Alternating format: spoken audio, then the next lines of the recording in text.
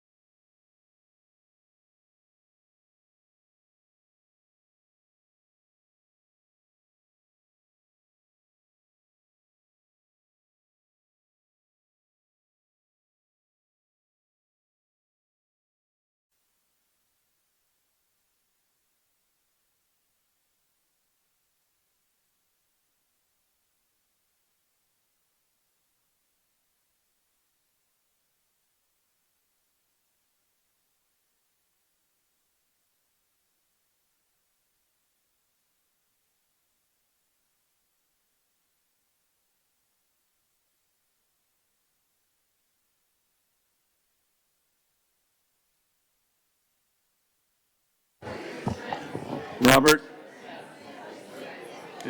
Robert?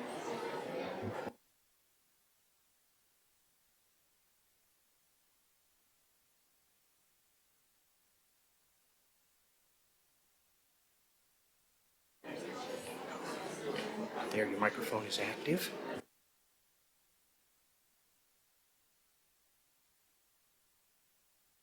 That red? Okay.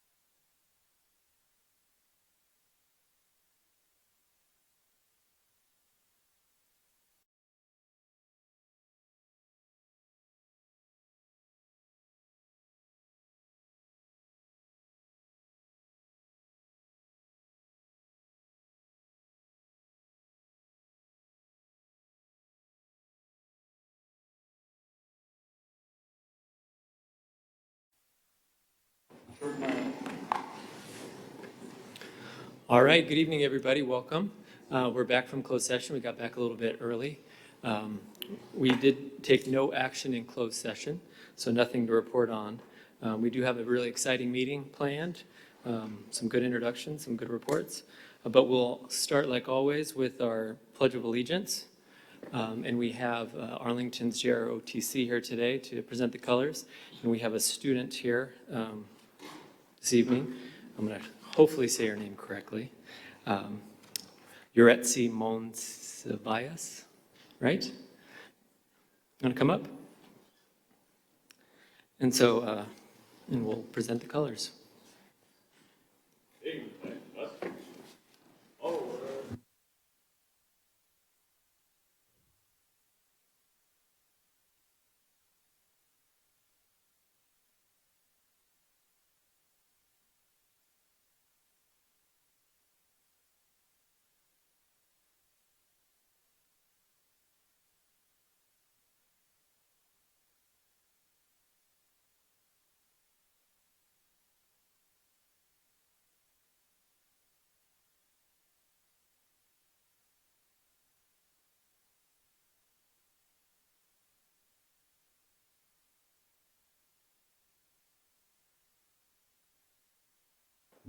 Please join me in the flag salute. Ready, begin.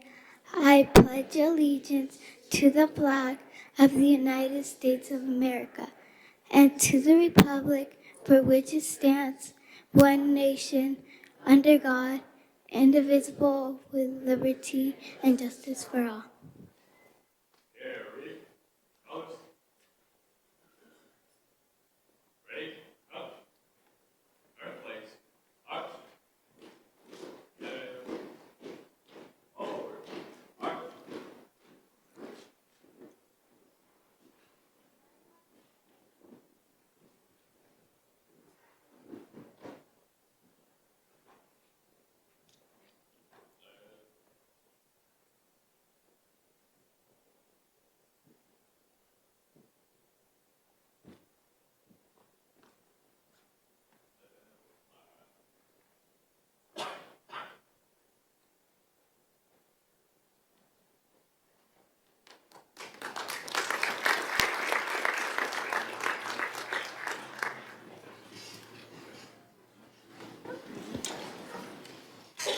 Thank you to Lieutenant Colonel McPeters and Master Sergeant Russell from Arlington High School for bringing their students. I was chatting with Lieutenant Colonel McPeters back, and he was saying this was the first time for some of the students to present the colors at the board meeting, so that's really exciting. They did a great job.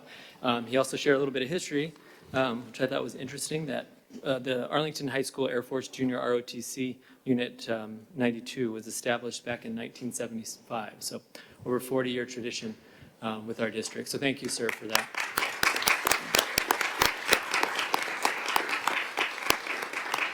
Mrs. Alvey? Thank you. I'm going to talk a little bit about our special guest, our flag pledge leader. Madison Elementary School is proud to have Yuretsi Monsivayas representing our community and leading the Pledge of Allegiance tonight. She is a sixth grader in Mrs. Francis's class. Yuretsi is an outstanding citizen as well as an outstanding student. She has earned a place on Madison Elementary School's scholar list for advanced grades in every curriculum area. She has accepted the daily responsibility of being a classroom leader, teaching others through example, word, and deed. Her kindness and interest in others' well-being is always evident.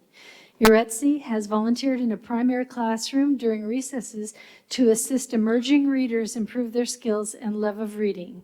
Last spring, she received the California State Physical Fitness Award for outstanding athleticism and was one of our top runners. That's excellent. Madison Elementary is very proud of Yuretsi, and we look forward to seeing what the future will hold for this quality young lady. And I have a little example.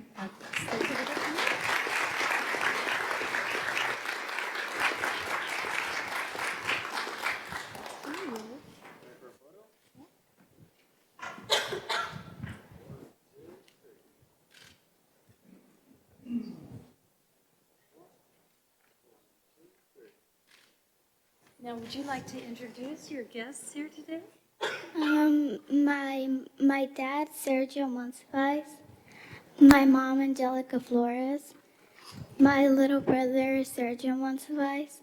And my sister, Diana Monsiváis.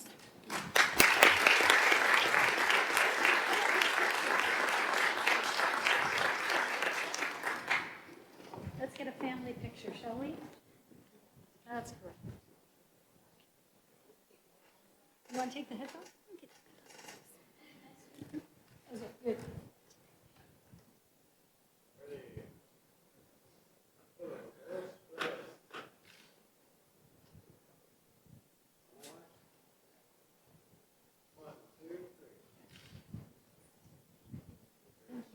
Thank you. Thank you very much. Thank you.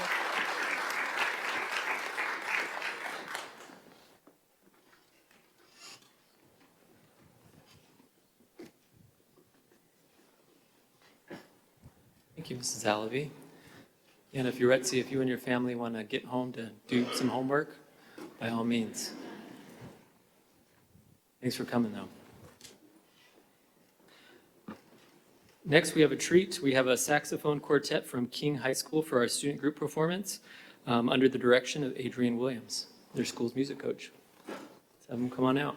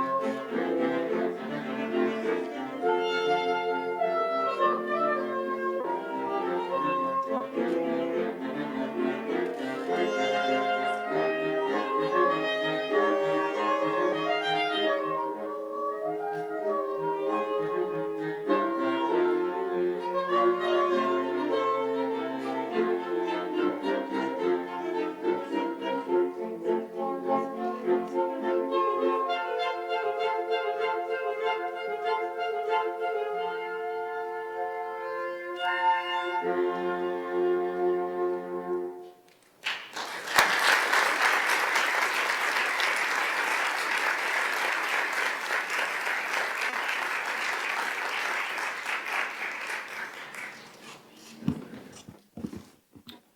was really good. I don't know about you, but I had a stressful day today, but after you hear that, it kind of just makes you relax. So let's give them a hand one more time.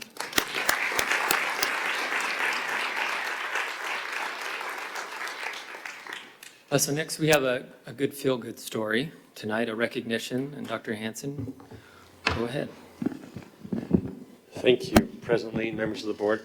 I'd like to invite to come up and join me here at the podium Brian Chalette, along with Miss Kelly Welsill. If they're here, if they'd please come.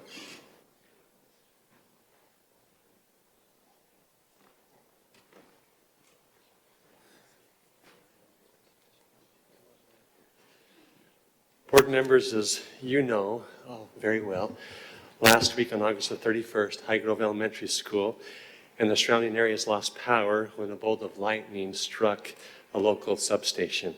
And with no power and no air conditioning for students, district and community leaders rallied together to find a solution that would address the needs of the students and the staff. And local community partners, Sandal Church, immediately offered to open their doors to RUSD children and provide an adequate facility for students to continue their learning without interruption. Students and staff were transferred by bus to Sandals Church Hunter Park campus, roughly 2 miles away from High Grove Elementary School. And the school day quickly regained full function thanks to the can-do attitude of the school and church staff. The quality infrastructure of the Sandals Church facilities, classrooms, available internet, bus lanes, and additional usable space, including the lobby, which they turned into a cafeteria, took place immediately. And it was truly a display of the power of community and the community's commitment to our district's vision of serving every student every day. And grateful for Brian Chalette, the Executive Director of Operations, and Miss Kelly Welsill, Connections Director, who really made this happen. And of course, their senior pastor, who cannot be with us here this evening. But we have a little keepsake appreciation that we'd like to present to them this evening, and it reads, Sandals Church, in recognition of your invaluable partnership and contributions to the students and staff of the Riverside Unified School District, thank you for helping to ensure student safety and success when they needed or we needed a helping hand. Every student, every day, August the 31st, 2017. So again, Chris and Kelly, thank you very, very much. Thank you.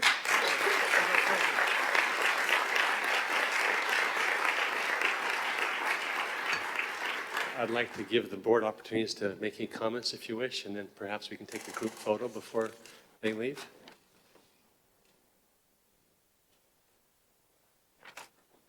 I don't have it on. Just go ahead.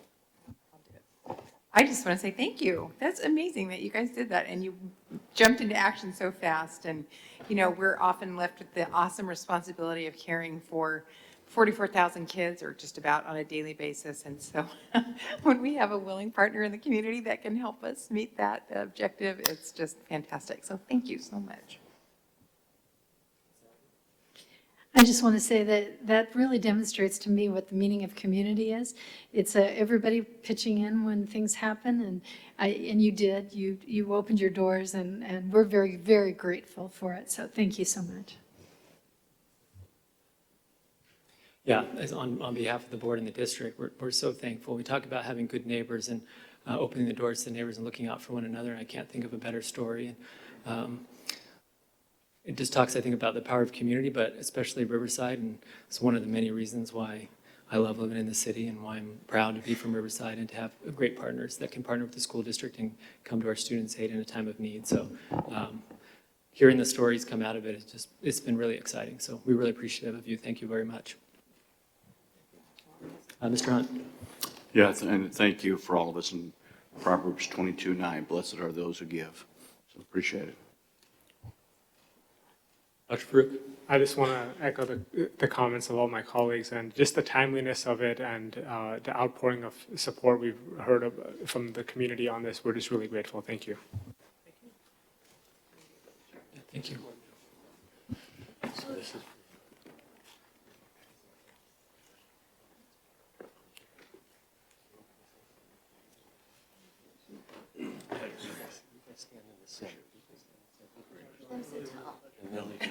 Good kids, yeah.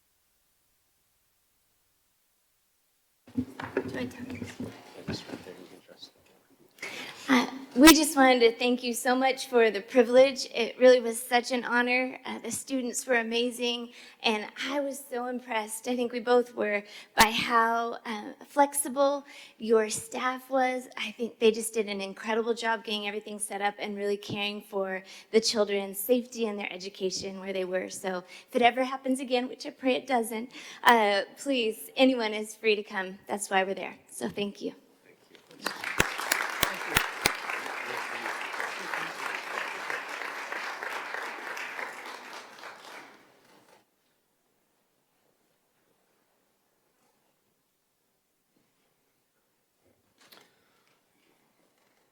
All right, Ms. Lynn Carmen Day is going to come up. We're going to do item number 2 and introduce our new student board members. Fantastic. Good evening, Board President Lee, Dr. Hanson, and esteemed board members. I have the privilege of just thanking the board, first of all, for this idea of actually making a statement about the importance of having the voice of our students present in the work that we do, and then actually putting action into place to do so. And so I get the privilege of introducing the 17, 18 student board members briefly just to come up. Before I do that, I want to thank Dr. Farouk for actually bringing this concept to the board and to the district last year. We had our first board members who served. These board members have all of the opportunity to experience board membership like everyone else. They do not go to closed session, but they do get to have a excellent opportunity to voice their opinion, to make motions, to do most all of the same actions the board takes. And their vote is not necessarily, they get to make the statements, but their vote is not necessarily a counting vote, just for everyone to be aware of. So if I could have the student board members come up at this time. Board President Lee will introduce each of them with a little bit of information about their background, just come this direction.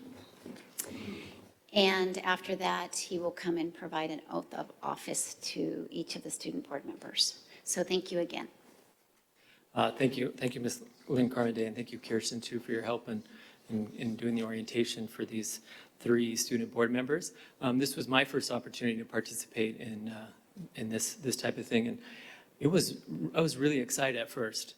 And then when we had candidate after candidate applying for the job, I was like, how are we going to pick? Because the candidates were just so impressive. And you 3 really stood out as being somebody that can contribute to this board, to provide that student perspective that Ms. Carmen Day mentioned, and just kind of keep us in check. So the decisions and the conversations that we're having are appropriate, and they're having a positive effect on the 3 of you and the 42,000 other students you go to school with. So without further ado, let me read a little bit about each of you, because some of us know about you, but some of us don't. So Michelle Boulos, she'll be our first, she'll be here joining us this evening. And many of you might remember her from last year. She was one of the student board reps. So Michelle currently attends Poly High School and was previously enrolled at Matthew Gage Middle School. At Poly, she is ranked one of the top 10 students in her class and is an AP Scholar with distinction. Michelle has had an active role in Poly's award-winning mock trial team and serves on the editorial board of the school newspaper, the Poly Spotlight. She also participates in the school's National Honor Society and Girls Who Code clubs. During her sophomore year, Michelle received third place in her school's California Mathlete competition and won first place in Riverside's Mayor's Entrepreneurship Boot Camp Challenge. Michelle is familiar with the Board of Education since she served as Poly High's student representative at board meetings during her junior year. She hopes to attend college at a school where she can study electrical engineering and then pursue a career in that field, and perhaps even have her own tech startup company in the future. Next, Montserrat Alvarado. There's Montserrat, all right. She was born in Santa Ana, but she grew up in Riverside. She has attended Liberty Elementary and Chamawa Middle School and is currently enrolled at Arlington. Since her freshman year, she has been in the top 10 of her class as well as the top 12 in Avid. She will be a first-generation college student next year, and she aspires to major in Spanish or Chicano studies. Her interest in the Spanish culture has led her to become the current president of MECHA and the vice president of the Spanish Literature Club at Arlington High. For the past 3 years, she has also participated in organizations within Riverside County, such as the Community Foundation, Riverside Youth Grantmaker, and Keep Riverside Clean and Beautiful. Montserrat is an art and Frida Kahlo enthusiast and likes to dance and read Spanish literature during her free time. And last but definitely not least, Bryn Coulterman, class of 2018 as well. She was born and raised in Riverside. She has attended schools within Riverside Unified School District her entire life. Bryn went to Benjamin Franklin Elementary, Amelia Earhart, John W. North, Martin Luther King, and she currently attends the Riverside Virtual School at the Education Options Center. Bryn's main academic focuses are history, government, and psychology. Prior to attending school at the Education Options Center, Bryn was the president of the GSA, which is the Gay Straight Alliance, at Martin Luther King High School. She participated in band for several years. Outside of school, Bryn enjoys writing, reading, and working with technology. She enjoys music and has taken piano lessons. After she graduates, Bryn intends to get her bachelor's degree in political science with a minor in gender studies. All right. She aspires to go to law school and pursue a career as a civil rights attorney. All right, so it's pretty impressive. You guys ready for the oath? All right. You want me to come down there?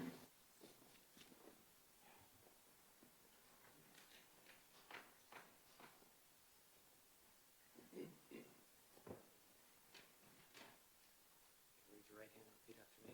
All right. I do solemnly swear that I will support and defend the Constitution of the United States that I will support and defend the Constitution of the United States and the Constitution of the State of California and the Constitution of the State of California against all enemies, foreign and domestic, against all enemies, foreign and domestic, that I will bear true faith and allegiance that I will bear true faith and allegiance to the Constitution of the United States to the Constitution of the United States and the Constitution of the State of California, and the Constitution of the State of California, that I take this obligation freely that I take this obligation freely without any mental reservation or purpose of evasion, without any mental reservation or purpose of evasion, and I will well and faithfully discharge the duties upon which I'm about to enter. and I will well and faithfully discharge the duties of which I am about to enter. Excellent. Congratulations.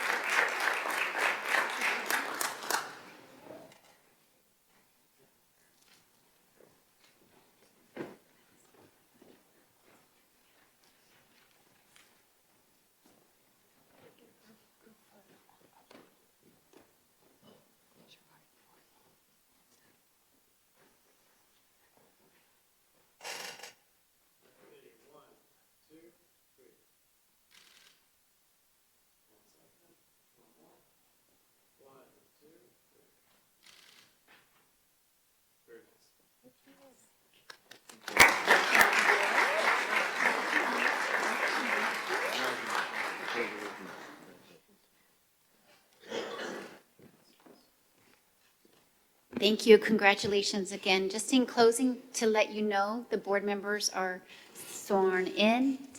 They've done their oath. So all 3 of the board members will be an active member throughout the year. In case there may be a time where there's some event that comes up that allows for a sub, they are all active members and they will all be working to bring the voice of the students to the board. Thank you.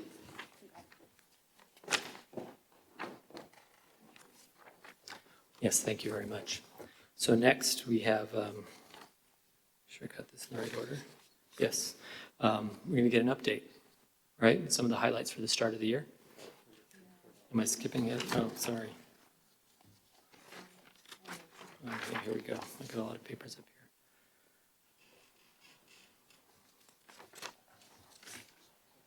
here. Lost my page. Oh, yes. Special recognition for, how could I forget, Bryan Elementary School for their recognition last year for being a school of distinction. Dr. Lewis. Good evening, President Lee, Dr. Hanson, Board of Trustees. Tonight we have a great celebration, and before we start, I'd like to welcome Dr. Laurie Nelson and the staff of Bryan Elementary who are able to be here to join me at the podium. Come on up.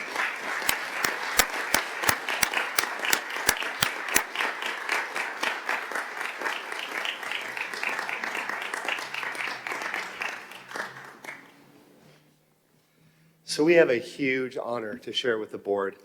Tonight we are recognizing Bryan Elementary for their designation as a recognized core knowledge school of distinction. Core knowledge schools of distinction are exemplary schools that have demonstrated effective and thorough implementation of the core knowledge approach. They exhibit strong instructional practices and foster collaboration as well as involve all stakeholders while thriving for continuous improvement. Bryan Elementary earned specific honors for their outstanding school culture of collective leadership and exemplary use of enrichment opportunities to engage and empower students. It is most important to note that Bryan Elementary is one of 9 schools of distinction in our nation. Congratulations, Dr. Nelson and your staff.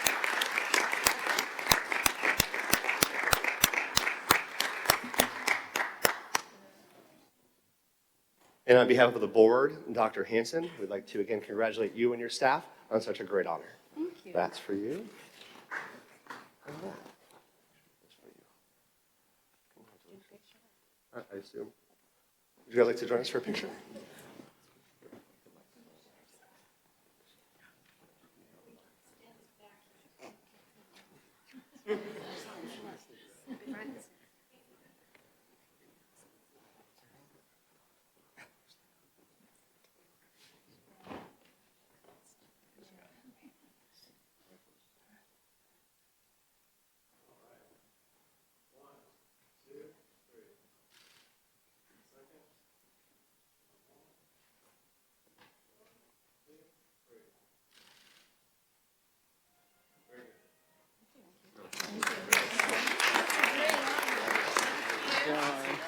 Thank you.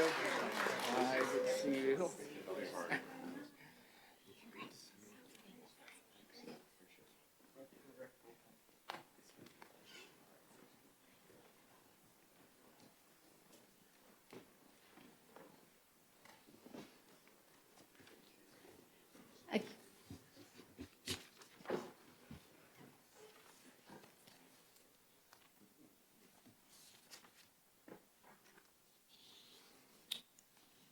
Go ahead. Again, good evening, Board President Lee, Dr. Hanson, esteemed board members. It was quite a week as we opened last week in the heat and the enthusiasm and the hard work. We so appreciate our staff, classified and certificated, and it was a fantastic week. Lots of opportunity for growth as well. So we are going to continue with our tradition tonight and have a few of our sites, one at each grade span, come and present to you their opening with adults and students, starting with Liberty Elementary School. Please welcome Esther Garcia.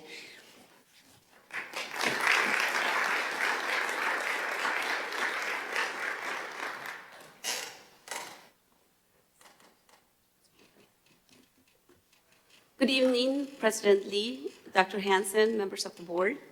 Thank you for allowing me to share Liberty's opening activities for the new school year.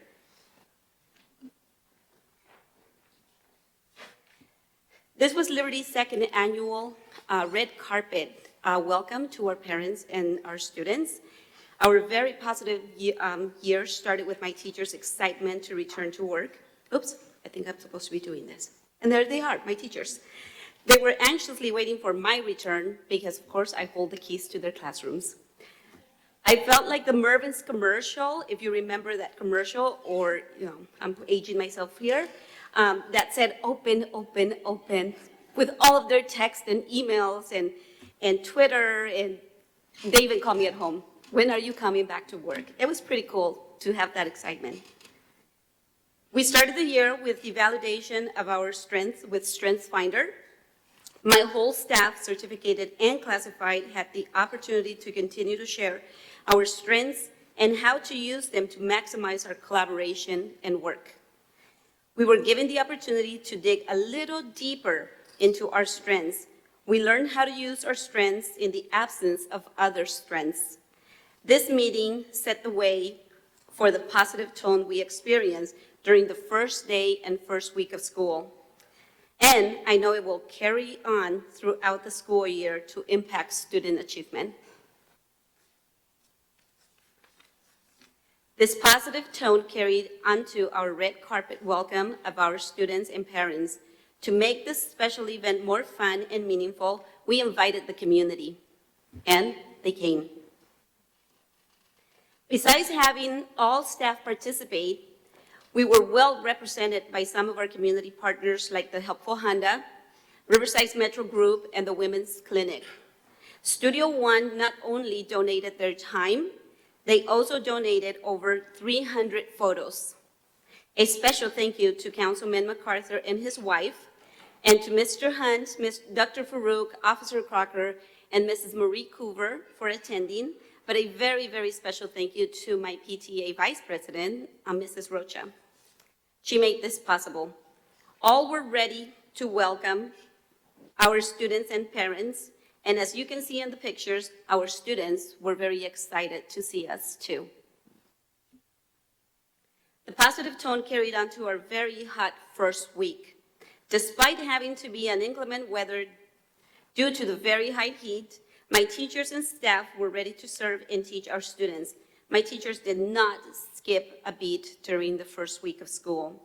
We were ready to continue our momentum in student achievement growth and in learning the state standards in a personalized learning environment. Our goal was accomplished to make sure our students and families know we are here to serve them and that we are happy to do so. This brought smiles to not only our students, but our parents, our community partners, our district officials, and everyone present. Because we know that engaged families plus engaged teachers equal engaged students, we make a great effort at Liberty to create a positive environment for all. Thank you.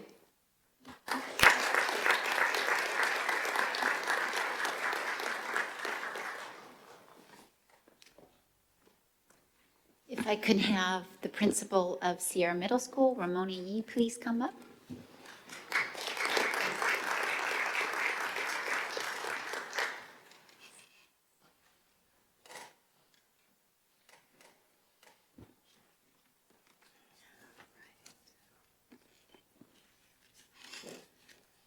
Good evening, President Lee, Dr. Hanson, and members of the board. My name is Ramona Yee, and I'm the very proud principal of Sierra Middle School. It is an honor and a privilege to share Sierra's opening of school with you this evening.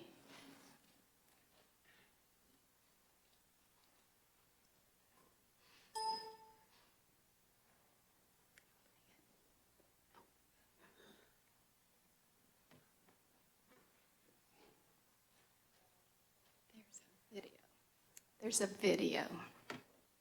Yes.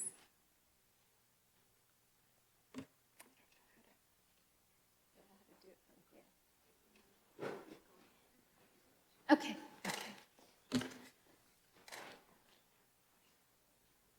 Let me go ahead and move forward, and then we'll cover the video in just a little while.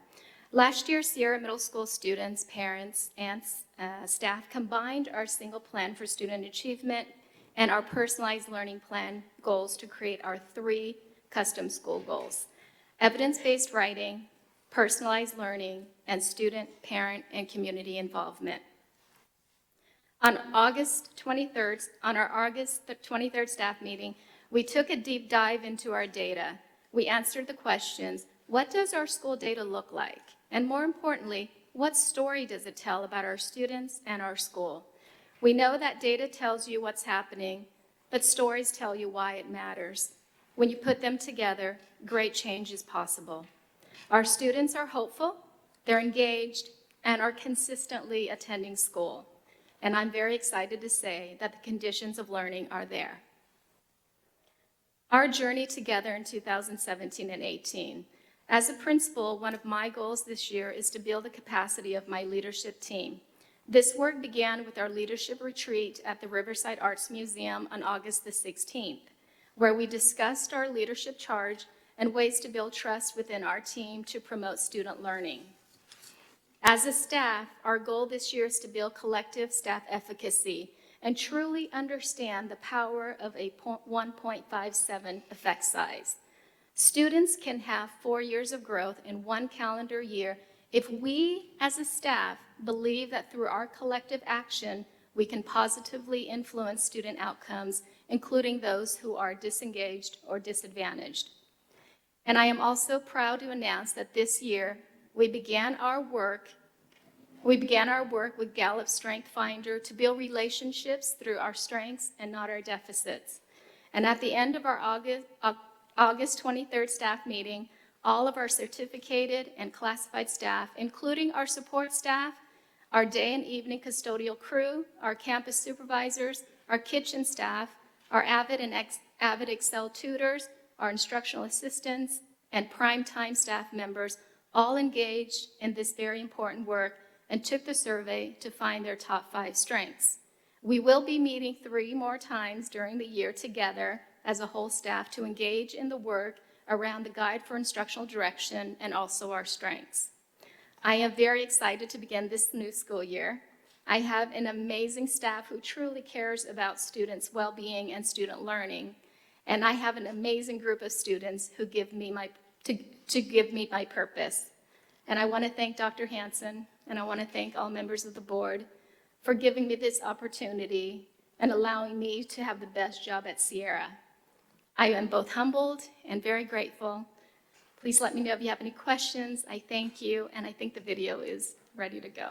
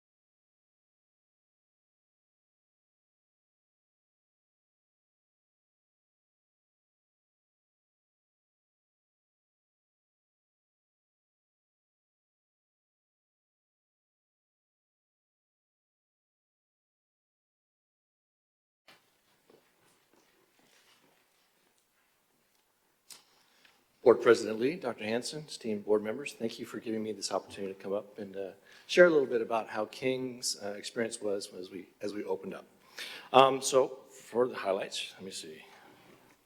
Here we go. Obviously, August 23rd, we had our staff come back, and it was great to see them. When you're working at school and in your office and it's quiet, it's nice to get some work done, but man, I missed the faces of the teachers, and so it was great to get them all back in the same room. We started off our meeting with a team building activity. It was something similar to the Strengths Finder, but it really kind of characterized every one of our staff into 4 different categories. That was purpose, passion, courage, and compassion. And it really kind of gave some insight as far as if there's too many people that are passion, not a lot of work gets done. They all want to get the same things done, but who's going to finish things off? So very similar to that. So we had our staff find out, when they're doing their collaboration teams, how maybe to divide up. And they got so much out of the activity that they even brought it to their students in many regards. So it's been great. After some general information, we talked about our data. We went into our SBAC, our grades, attendance, A through G. And what was interesting, what was nice about it is that we kind of understood the why the data was there. It was, sometimes you get the data and you say, okay, this is there, but what does it mean and why is it there?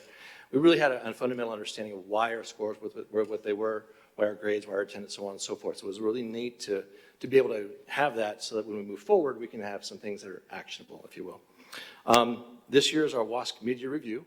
And so we talked about some of our goals for this coming year that are going to mirror our WASC goals for the school. One is to continue to focus on our collaboration. It's one of our goals there.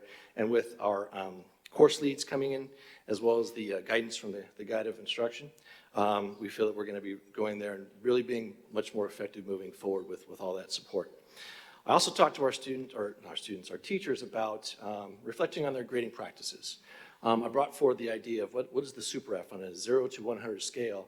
What does a 0 do, and how does it impact students when an F could be like 59% or 50%, somewhere in there? And so what are we doing as far as if we're going that far down, are we getting kids out of the game and not able to get them and keep them afloat so that they can possibly be successful? Along with that, we talked about what are they grading on? Are they grading on mastery or behavior or those types of things? And it spurred some very interesting conversations. I don't know how much change will happen globally on our campus, but I do know there's some people that are looking at it, and I think those initial conversations are going to really pay the benefits moving forward. After our first staff meeting, we had our staff picture. We always do that on our Friday after we welcome our freshmen. That's Mr. David Waldron, our photographer at large. Following that, we have our PTSA luncheon. The PTSA at King is wonderful. They have some great individuals. They really support us well. They feed us, I think, twice a year. They support our ice cream socials, and they help us with photocopying and a lot of different things. They do a great job. They were the chapter of the year last year, and if you worked with them, you'd understand why. They're absolutely fantastic. On Saturday, following our Friday, I invited all of our staff to come out to my house, and we did a little barbecue, a little Santa Maria style barbecue, or tri-tip bean, salad, and bread. It's something that I've done with every staff that I've been at for the last 15 years. And it's nice to just be able to sit back, relax, enjoy each other's company, and just have a good start to the year that's just not all business. It's relax and enjoy. And that night, the fight happened to be on with Mayweather and McGregor, so we had a little of that as well. So when it came to our students came in on freshman first day. They start the Friday before regular school and 8 o'clock, and they're greeted by our staff and our link crew leaders. They walk through the gauntlet as they come in to the gym. We had 850 students come in and join us that morning. And they start off with general exciting activities that go on with the Mrs. Gonzalez, our link crew leader. And after all the big activities, they break down into smaller groups. And they have link leaders that will be with the small groups throughout the year. They're the touchstone, the ones that are going to keep track of them and make sure they are linked into the school. And so they got to do some activities to get to know them a little better. And then before they left that morning, they got their first day schedule, and they got a tour of the campus, and so they could all go out and see where their classrooms were prior to that day. On that night, we actually had our freshman first dance. It's something that we've done 3 years now, and we feel it connects our freshmen even greater prior to that first day. They've not only had an experience in meeting some of the upperclassmen, they've gotten a tour, but they've had their first activity before the first day of school. And it's probably one of our favorite dances because it's just low key. The kids really enjoy themselves, and it ends at 10 o'clock, which is great for dances for us. So. Anyway, first day of school. Our first day of school, there we go, August 28th. It was very, very smooth. We had our late registration, which we always take place that morning, and it ended an hour quicker than it ordinarily had in the past years. Very, very smooth. We had everybody in class predominantly by the end of second period with that. And then we gave our students locators so they could find their first period. In their first period classes, they got their schedules. And of course, in that first period, they look at their schedule and go, oh, I need to change my schedule. And traditionally what we've had is lines going out the door in the counselor's office and so on and so forth. Well, this year we tried something new. Ms. Iconi actually brought it from North, where we used a QR code or a bit.ly link where they had a code on the backside of their schedules. And they clicked it, took them to a Google page where they could then identify who their counselor is, and they could put in their course change request that they wanted and shoot an email straight to their counselor. And so with that, the students didn't have to leave class. They stayed in class. So we had every student in class throughout the entire day and really just very minimal lines for any sort of emergencies of gaps in the schedules. It's a work in progress. The emails of the counselor was very good, and we didn't have the face-to-face that we always like, but having every kid in class I think was very, very promising, and we're going to continue to work on it, see if we can make it a really, truly viable option moving forward. Last slide, I think, is we had our freshman assembly. This was something we do with all of our freshmen we did it on Wednesday, and through the English classes they come out. And our administrators come out and they give some of the rules of the road. Not a lot of discipline per se, but just what are our roles, what can you do? This is Mrs. Chan talking to them about attendance and how it works towards graduation. And then through that, we had some more link crew activities. We taught them the school cheers that they needed to know for both football games and for our rallies. And then finally, we had a little club rush at the end for the freshmen, just to be able to join a few clubs right there and then. So again, something that we worked on to try to get them connected. It's something that we won our Gold Ribbon Award for, and something we're very, very proud of. And I'd be remiss if I didn't thank, such an opening, our administrative team who are here today. Without them, it's one of the best teams I've ever worked with, and couldn't ask for any better as far as the opening that took place, the people I work with, the students that are there. It was fantastic. So, any questions? Thank you.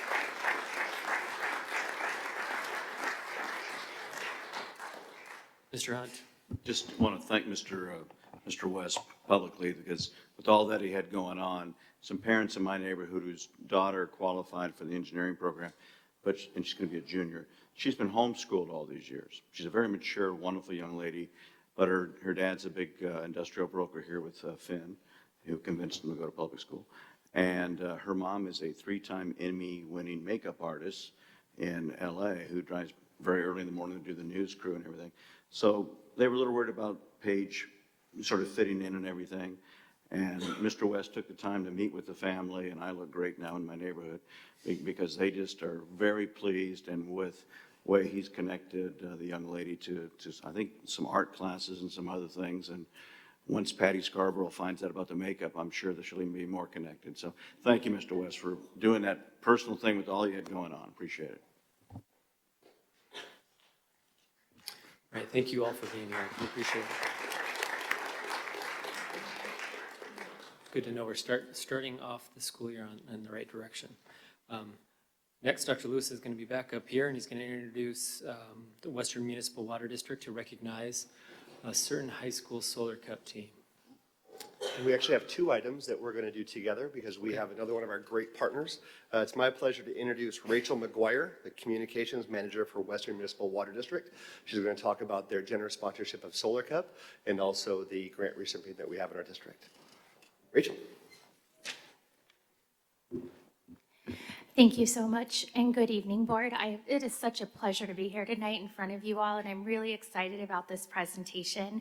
And we have a few good news items coming up as part of it as well.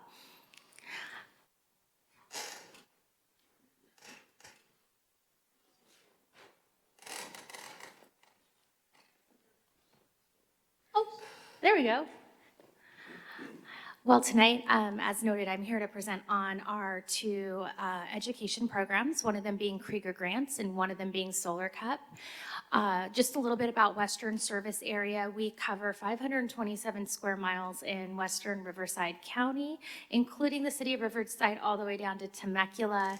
And one of the things that our board is very, very good at is ensuring that we pay a high attention to detail to educating the future leaders of this area.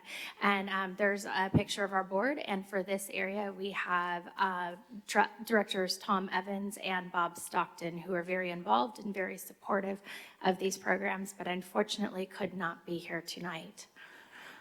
Just a little bit of our overall education programs. Western offers a plethora of materials for students. We have our education materials that are free for all the teachers in the area. We have our Krieger Grant program. We have our Solar Cup program, and then art contests, workshops, and more. One of the items that we're really excited to present on today is our Solar Cup Riverside Poly High School team. This is their third year participating in the program. This last year, meaning through June of last year in 2017. And we're happy to have the support of the entire Poly team, as well as their principal, Mr. Rowe, here. And they won in 2016 and 2017. And the good news is, which we just found out after we submitted this presentation, was they were once again selected to be one of our teams for this year. So we're really hopeful that we'll have a three-peat going into 2018 from the stellar team. And then coming up next, we have our Lois B. Krieger Grant recipient in the house, and it's going to be Miss Sherry Harris, and she is just one of the many teachers we give different scholarships for, and these funds actually go towards funding water-related activities that would probably not otherwise happen in the classroom. And another great thing about this program that's new for this year is we are upping the grant to $1,000. It was previously $700, and we hadn't raised it in about a decade and realized that the cost of supplies, especially those having to do with technology, have gone up. And our board was so impressed by the level of commitment of the teachers for these programs and the work coming out of the students that they felt it was very important to increase it. So we're very excited. I have some postcards here with all the information on the program, and we're going to leave those up here for all the teachers to pass out. And if any of you would like to take it to teachers you know, that would be great as well. And then Sherry, here's a little bit about her project. It was for Arlington High School, and they were doing some real world analysis of some ponds. And once again, she has been a wonderful supporter of this program and even has come out to talk to our board. So we're very happy to have her here tonight. And just a little bit on the program, it's all on the postcards as well, but it is up to $1,000 and the deadline is November 10th to submit. We've moved to a fully online submittal form that's very easy to do at the time of the teachers that they have available. And with that, I'd actually like to bring up the principal for Poly, Mr. Rowe, and Sherry. We have a couple of items we'd like to present to them.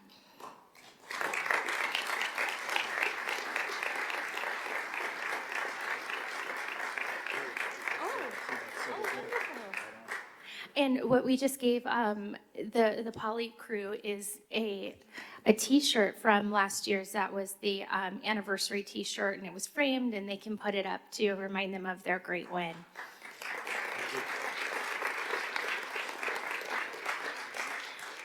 And then Sherry, thank you once again, and here is a plaque for you, just noting your ongoing commitment to education and to our Krieger Grant program. We really hope that once again this year you apply as well.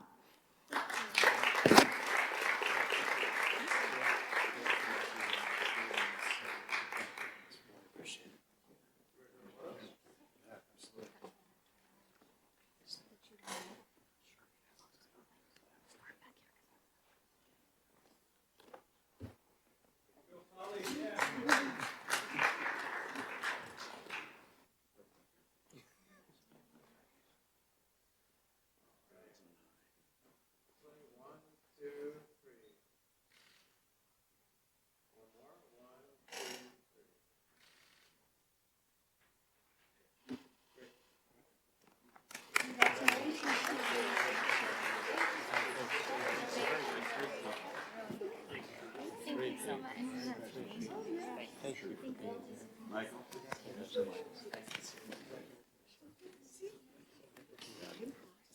boss and then boss again.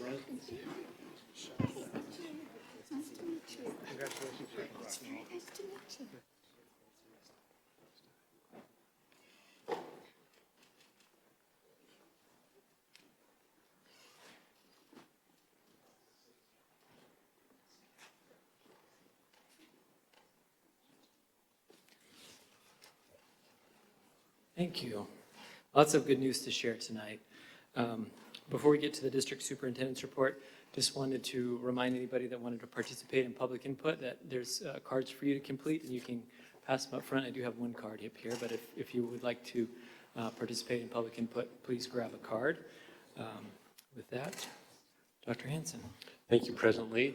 And again, congratulations on those being recognized this evening for your achievements and the awards. And it's just great. That's always a fun part of the board meeting. And as you've heard, board members, we've certainly had a successful start to the 2017-18 school year, where we've welcomed just over 42,000 students and 4,000 employees at our 48 schools and other support buildings throughout the district. Last week, though, certainly as a district, we were faced with several challenges, such as the high heat, power outages, air conditioning systems going down, and this meant in many instances we had to be more flexible than normal. And I personally want to thank all of our amazing teachers, the principals, the professional support staff, and all the managers and confidentials that pulled together to make the beginning days truly a success. And board members, I'd also like to thank you as a board of trustees for your dedication and your ongoing support of all students and staff. And we certainly are off to a great start, and in large part has to do with your leadership. So thank you very, very much. Before I have our Chief Academic Officer, Mrs. Carmody, give a brief update, it certainly hasn't fallen without notice, but this morning President Trump suspended the 2012 Federal Deferred Action for Childhood Arrivals, or referred to as DACA, which enables dreamers or young undocumented immigrants who are brought to the country as children to live, study, and to work in the United States. More than 200,000 of these students live in California, and more than 30,000 live right here in Riverside County. The President gave Congress 6 months to find a legislative solution. I want to reiterate the statement that this board made in February of this year. RUSD is and will be a safe learning zone for every student, every employee, every day. On Monday, February the 6th, 2017, the Riverside Unified School District adopted a resolution establishing the district as a safe learning zone for all students, families, and staff, and the district stands by that statement today. In that statement, the board made it clear that we will not use school resources to detect or assist in the apprehension of individuals solely on the basis of their immigration status, nor will we release any information about a student or family immigration status to Immigration and Custom Enforcement unless compelled to do so by court order. The district also prohibits school employees, contractors, and volunteers from inquiring about a student's immigration status and from requiring students and parents to produce documents pertaining to that status. We'll certainly continue to monitor this as staff, this situation closely, and will provide as many resources and as much information to the Board of Trustees as well as to our families in the coming days as we learn more. With that, I'd like to give the opportunity to Mrs. Carmody, our Chief Academic Officer, for a brief update. Thank you. I just wanted to make note, at our previous board meeting, Dr. Paul Gill made a presentation to talk about our data. So it was building capacity around outcomes. And at that meeting, he made an announcement that our test scores through the California Assessment of Student Performance and Progress, which we call CASP, that would be released on August 29th. That has passed. The scores were not released, and just today we had an update that those scores would now be released on September 18th. The reason for holding the scores was because some of the scores the CDE has expressed may have been assigned to the wrong districts, and so they're looking into that. And that's my update. Thank you. Thank you, Mrs. Carmody, and that concludes my report. Thank you. Thank you, Dr. Hanson. Next, we'll do public input, and I do have one person who wishes to address the board tonight. Ms. Sarah Simpson? Tonight, if you see me like kind of squinting, or I promise I'm not giving you like the evil eye or the side eye, I just don't have my glasses and I cannot see that far. So thank you, Ms. Simpson. Good to see you. I could have sworn when I walked up here, President Lee, that you were saying you were giving me the evil eye. I didn't quite hear what you were saying. You were saying That you're I not. sure I am not. Okay. President Lee, Dr. Hanson, members of the board, thank you for, I'll just take a small amount of time in this wonderful celebration. I really had no idea what I was in for and how inspiring sitting through the beginning of this meeting would be. But I wanted you to know that I'm coming today also really to celebrate. I'm coming as president of the Riverside STEM Academy Foundation. I know that there is talk about memorandums of understanding with foundations within the community, and I just wanted to take the opportunity now and hopefully be able to elaborate later, but to give you a few highlights about what we're doing. We're quite new, just a year old this summer. Another colleague of mine, Melody Clark, and I had been aspiring since sitting in former Superintendent Rick Miller's office when the Riverside STEM Academy was nothing but a dream, that this is something that we should do to support STEM education in Riverside. And, you know, all I can say is apologies. It took us until last summer to get around to it, but we did. We've had a good year. I'm not here to report on everything, but to let you know that we have a very broad scope of intent with what we do.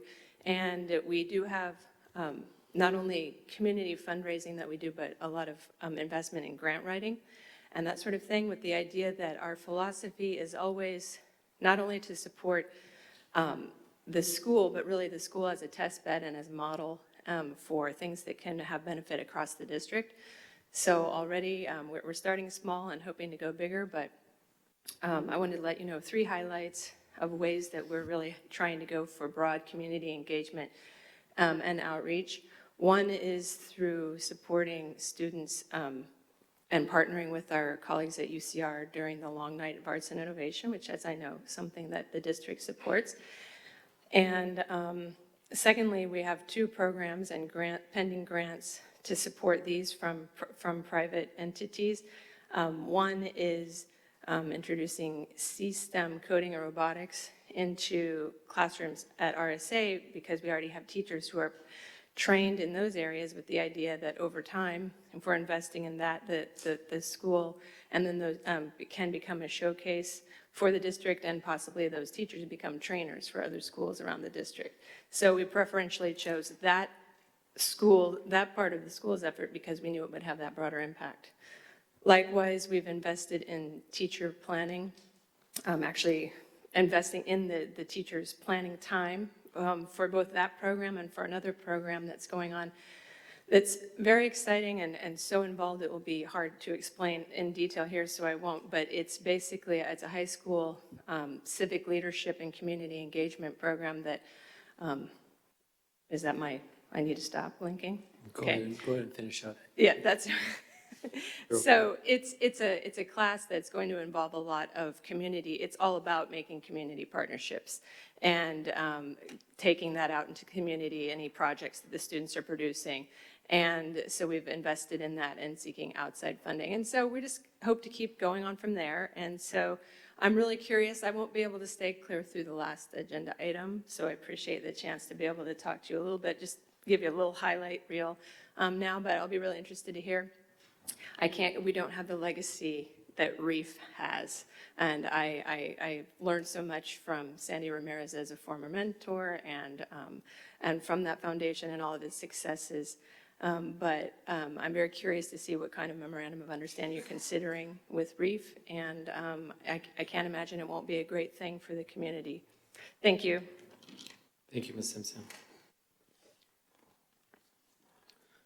All right, I think that's it for public input. So we'll move on to our district employee group reports, and we'll hear first from Mr. Martin, former elementary school teacher at Washington Elementary and principal of same school. Yes. Good evening, President Lee, Dr. Hanson, and members of the board. What a week. The normal first week of school is exciting and exhausting, and at its end, it is normal for staff to say, what a week. The normal first week of school, there is excitement to be with new students and optimism about what the school year will bring. The plans of a classroom and of a school are just beginning, and they are fresh and they are new. There is also exhaustion in the normal first week. Learning new names, meeting new parents, establishing expectations and routines, providing plans and communications for the year, setting up grading systems, students being added and students being taken away, classes being added and classes being eliminated, and back to school nights. But this year's unusual first week included Hurricane Harvey. A national crisis is difficult for students and adults. Although most of us are not directly impacted by the suffering we witnessed, it is not easy for anybody to see it. Having been at a school site during other times of national crisis, I know the stress it causes staff and students alike. Additionally, this year's unusual first week was just so extremely hot and humid. Heat like this impacts the classroom and restricts outdoor time for students. Keeping adults and students cool who are in rooms all day with miserable heat is not easy, if not impossible. Oppressive heat like this is physically and emotionally draining for all of us, but even more so for those at school sites. What a week. So, thank you to all of the adults who handled this unusually challenging first week with grace and professionalism. Thank you to all teachers and counselors, psychologists and nurses, school administrators and district administrators, and the support staff who all stepped up during a trying week. I am sure that I am not the only one who appreciates what you all did for our children last week and how well you did it. So thank you.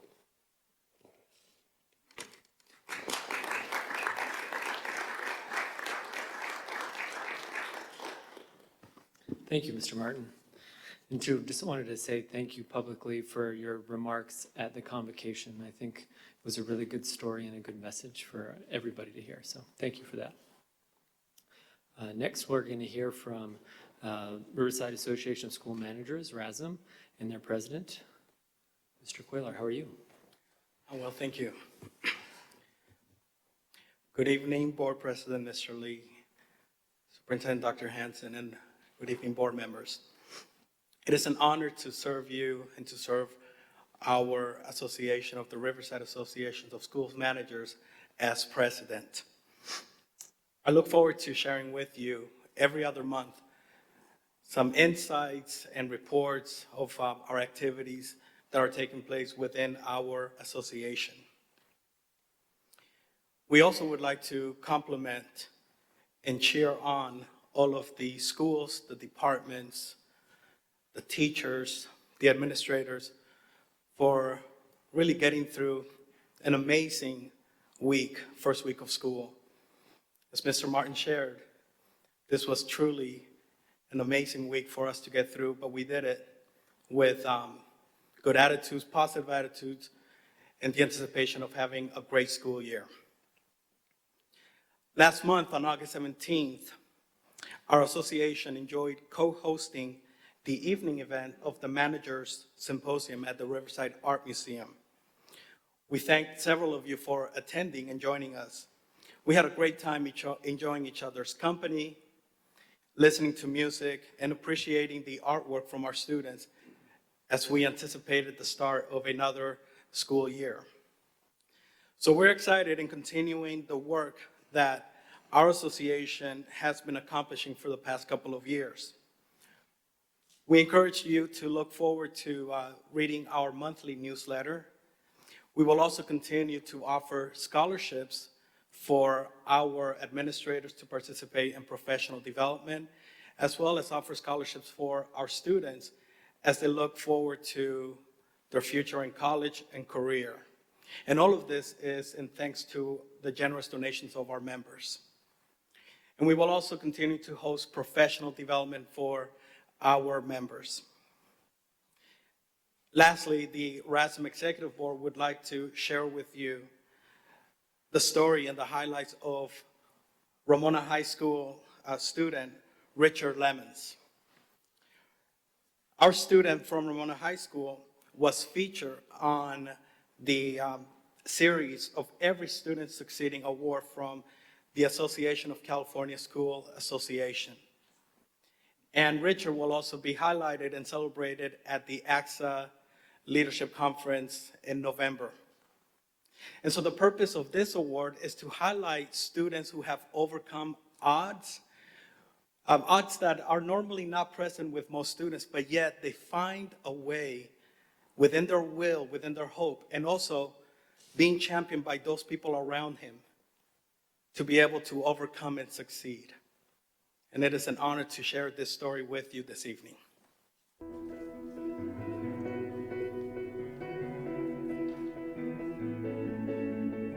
The keys are his kingdom, and the pianist is the master of all he surveys. How I can describe it is like you fall into the piano,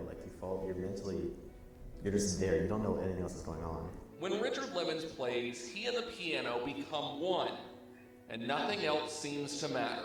Piano has been a way for him to just forget about everything else, and just something that brings him joy, and you could always tell that by the songs that he would choose. Piano was always the first thing I went to. It was always just get my mind off that and get over here.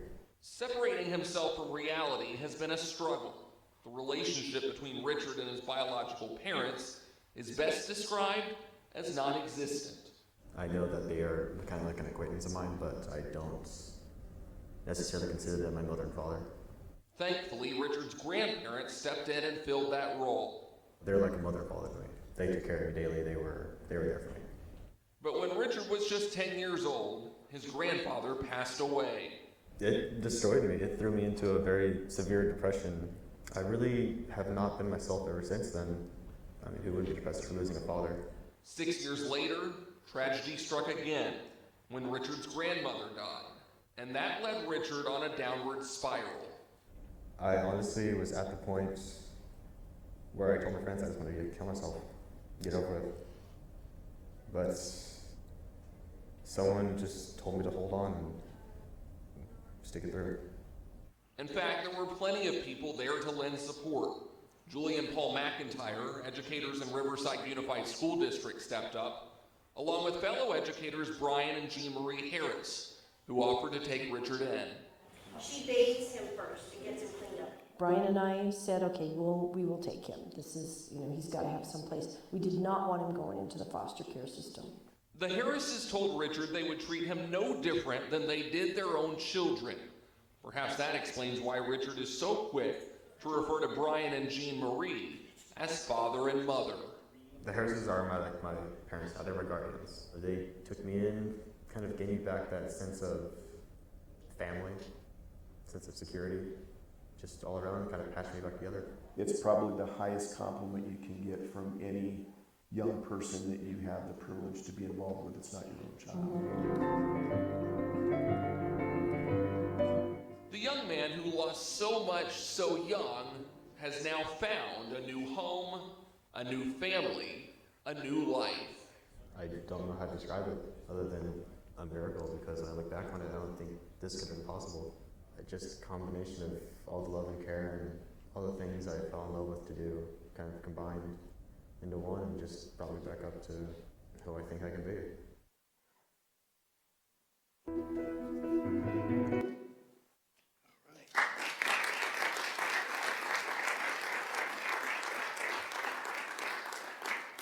Thank you so much. We look forward to another great school year. Thank you.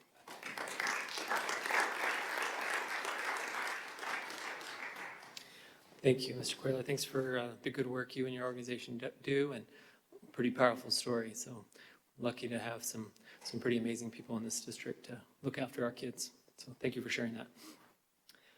Next, we have our consent items, and these items are usually taken in one motion unless a board member wishes to pull an item. I'm going to pull item 4. Anybody else want to pull anything? No, I just wanted a motion. All right, well, you want to take a motion on the remaining items?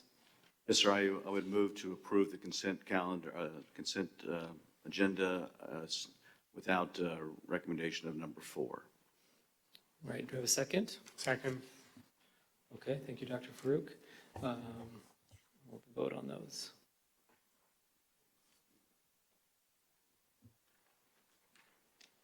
Open the voting, there we go. All right, so that's approved unanimously. So item number 4 is just the donations that we receive on behalf of our generous donors, and we're always thankful for everyone that donates on behalf of our students to support the work that we're doing throughout this district. But I do want to call special attention to Washington Elementary's PTA, who donated $40,000 to help put playground equipment on the playground. And I know for the last several years that they've been working towards that goal. And luckily, with the very capable staff led by Mr. San Martin and his team working with PTA, they were able to put that playground structure in over the summer. And there is lots of happy kids, I can tell you, on that campus last week. So thank you for working with our PTA, and thank you. Is there anybody from Washington here? Because I can't see you, so, but pass the message along. So let's thank our staff and PTA. We definitely can't do it by ourselves, and I think that's the message that we've heard this last hour and 20 minutes of this meeting. We haven't even gotten to the business part, but this is the important part, the part that matters. So we're really thankful for everyone that participates in it. Thank you, Ms. Lucktoss. I'll second with also notice I want to thank Anne Marie for helping my high school classmate Diane Schramm. She donated her mother's piano, her late mother's piano to us, and that was Anne Marie handled all that for us. Got 2 pianos there. That was nice too. All right, so the voting is open, so please vote, board. There's one more. There we go. All right, thank you. All right, moving on to the action items. So first, we're going to hear from Mrs. Kakish, an employment agreement between the district and our new Assistant Superintendent of Instructional Support. Good evening, President Lee, board members, and Dr. Hansen. We're reporting to you the terms of the agreement with Dr. Jackie Perez, the Assistant Superintendent of Instructional Support, and we would like to highlight the terms of the agreement. Dr. Perez have been placed on step 4 of the Assistant Superintendent salary schedule. The work year will be 226 days, and it will start on September 6, 2017, and that's tomorrow. We also note that the agreement will expire on June 30th, 2019, and that is the same timeline that the rest of cabinet members' contracts have been placed on. I'm happy to answer any questions to the board. We don't have any questions here. Anybody? Motion to approve. There you go. Second. All right, we have a motion and a second. I'll open up the voting.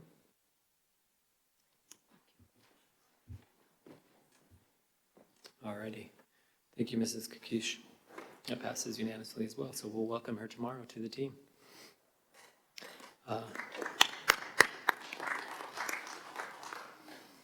Second item, I think Mrs. Kakish, you're up again. A resolution. The next 2 items I think are kind of connected. One of the things that we do at this time of the year is present to you what is the story of last year. 2016-17 school year was closed, and you will hear the report on the unaudited actuals. We call them unaudited actuals because the auditors will come in later audit all of the numbers and issue an audit report in January.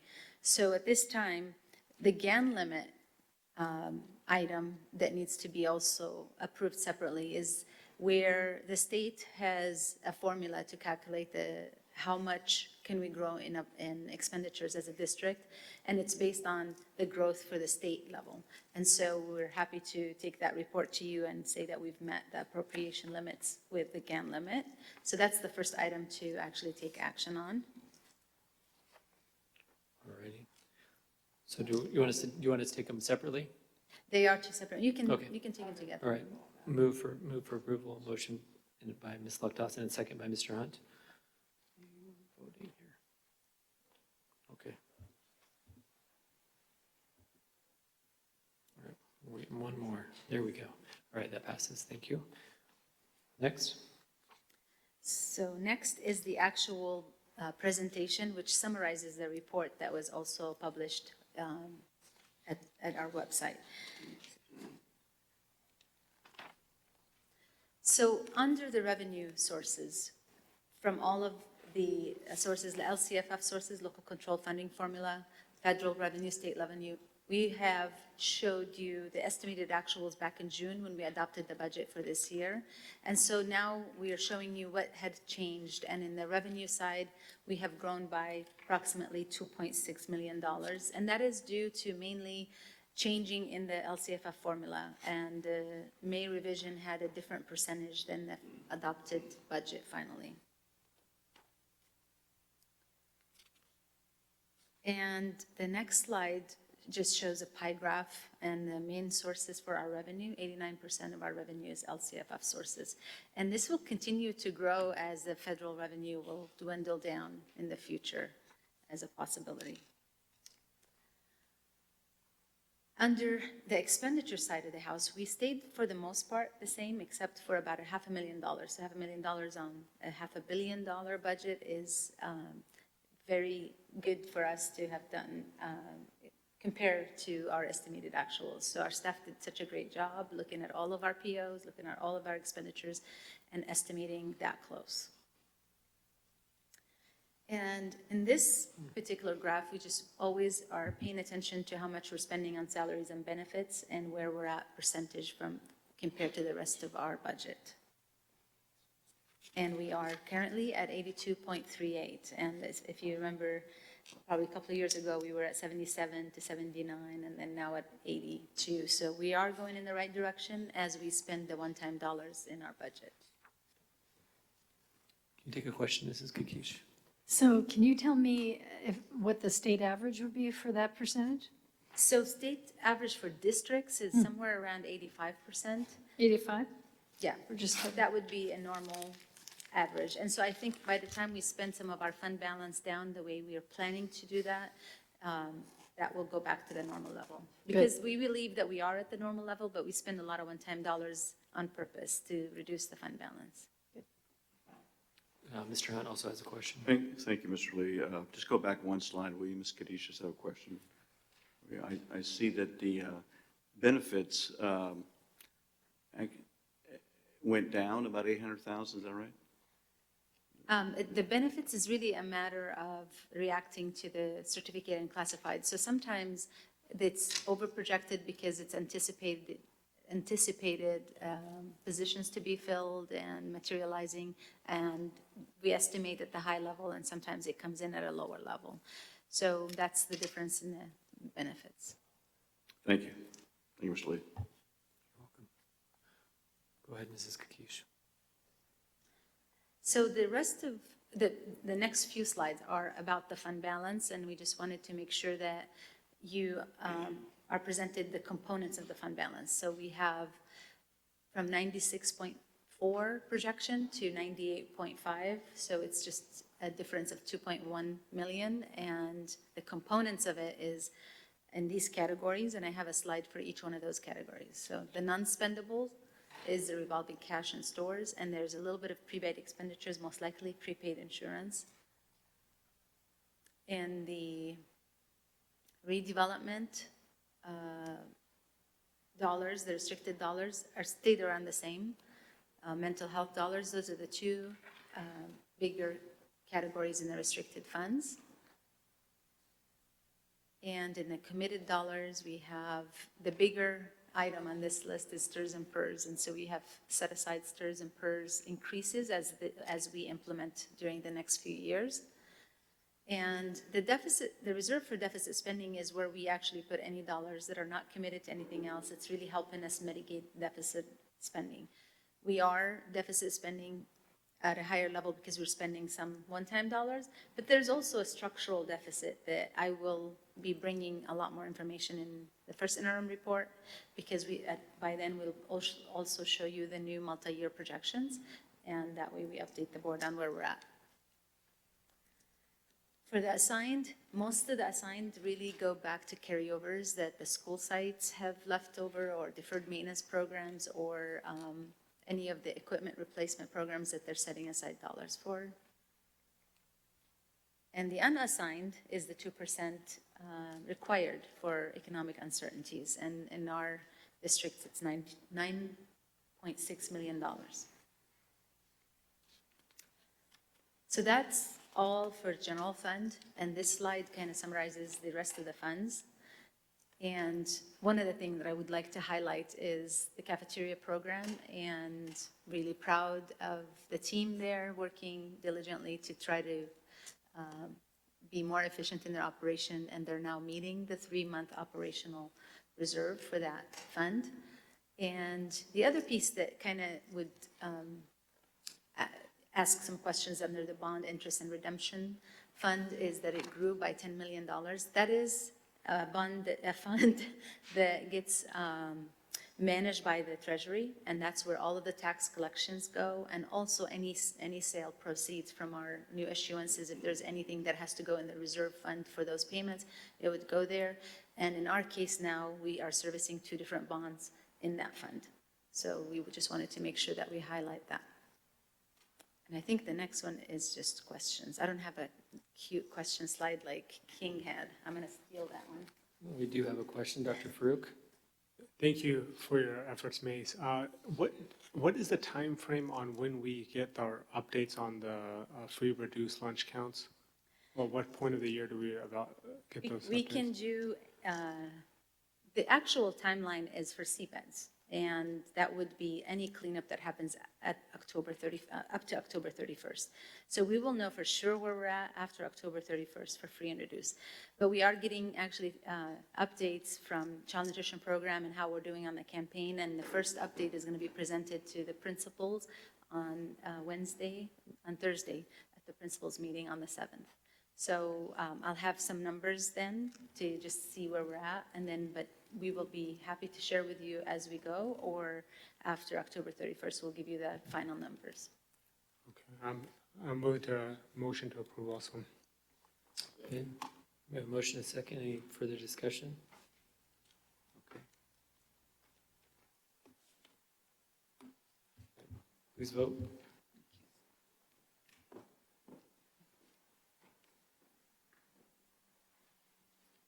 All right, that passes. We're getting better at this. All right. Thank you, board. So that concludes the action calendar. Next is reports and discussions. Before we get to reports and discussion, does anybody want to take a break? All right, we'll take a 8-minute break. Yeah?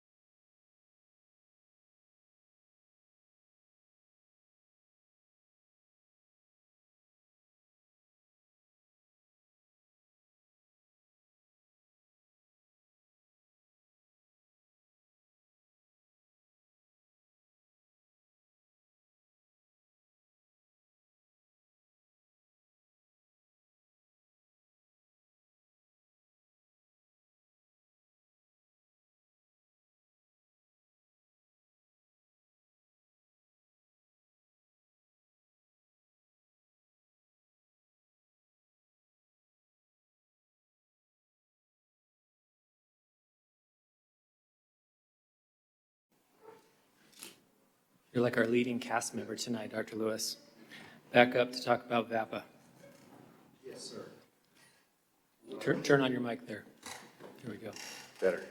President Lee, Dr. Hanson, Board of Trustees, we understand and are so excited to bring an update in the work that Mrs. Anne-Marie Guzzi is doing in the world of VAPA as our VAPA specialist. And I know you've all had a chance to meet her, but she is doing such a tremendous job, and she's going to give you a brief update in regard to our board priorities. So I'll turn it over to Anne-Marie. You're welcome. Good evening, President Lee, Dr. Hanson, and members of the board. Thank you so much for having me here tonight to give you an update on our visual and performing arts programs here at RUSD. The past 9 months have been so busy, full of arts, inspirational activities for students, professional development for teachers, community opportunities, and long-term planning. Following our meaningful visioning sessions last spring, I have moved into the action planning phase for the development of our comprehensive district arts plan. This plan, once complete, will provide a long-term roadmap for RUSD, demonstrate pathways for students to reach their maximum creative potential, and strategically connect schools and community partners to ensure our students become thoughtful, creative, and innovative global citizens.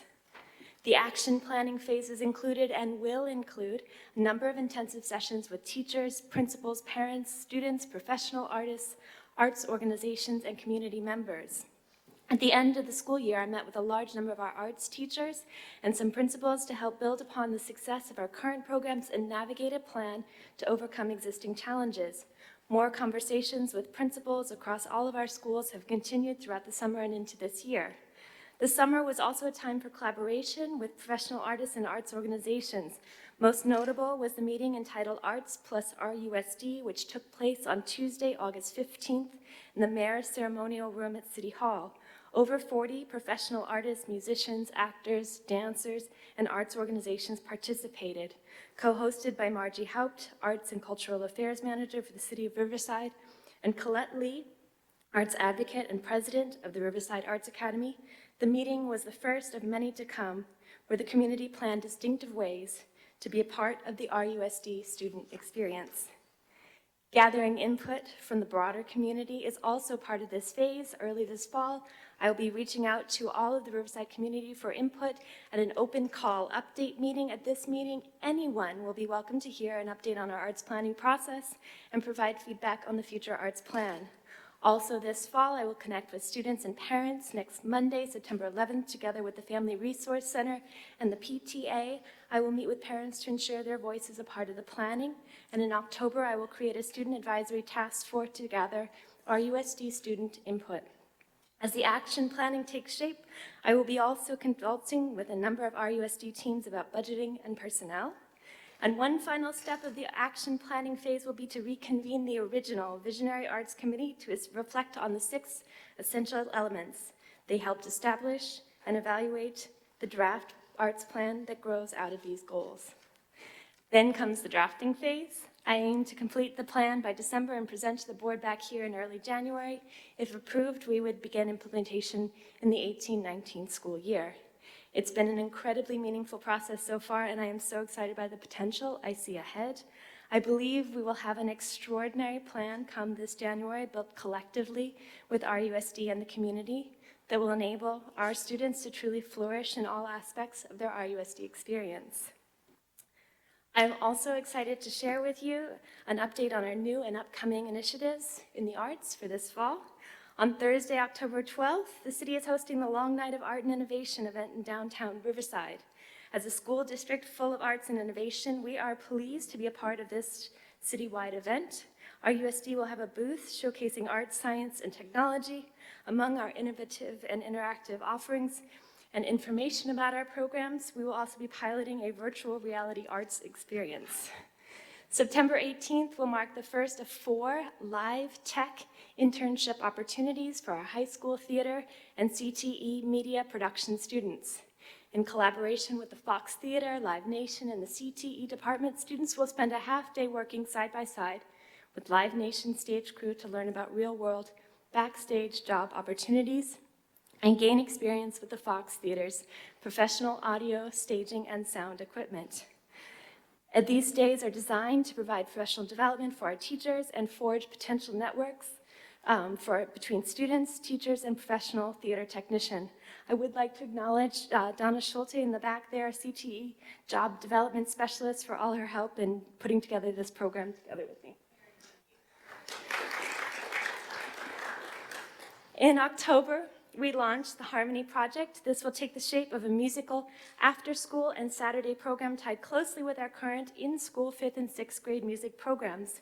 We will pilot at 3 schools this year, Beatty, Bryant, and Highgrove Elementary, presented in partnership with the Riverside Arts Academy's Harmony Project of Riverside, Cal Baptist University, and the City of Riverside's Parks and Recreation and Community Services. The new program will provide mentorship and musical ensemble training twice a week at each school site. Then on Saturdays, the students will be part of a large community orchestra at Cesar Chavez Community Center and Cal Baptist University. An experience will be provided at no cost to RUSD students, and the district will also provide busing on Saturdays to ensure that there are no transportation barriers to participate. The highly successful Riverside Art Museum's Art to Go program has also been expanded for the 17-18 school year. Last year, this program reached 3rd through 6th grade students and will now serve TK through 6th grades with 6 lessons for our 3rd through 6th graders and 3 lessons for all of our TK to 2nd grade students. This expansion follows from numerous requests from teachers and principals praising the success of this meaningful opportunity. And I want to give special thanks to Karen Marsala, who's here tonight, the Riverside Art Museum's Director of Education, for being such an incredible partner in arts education with us.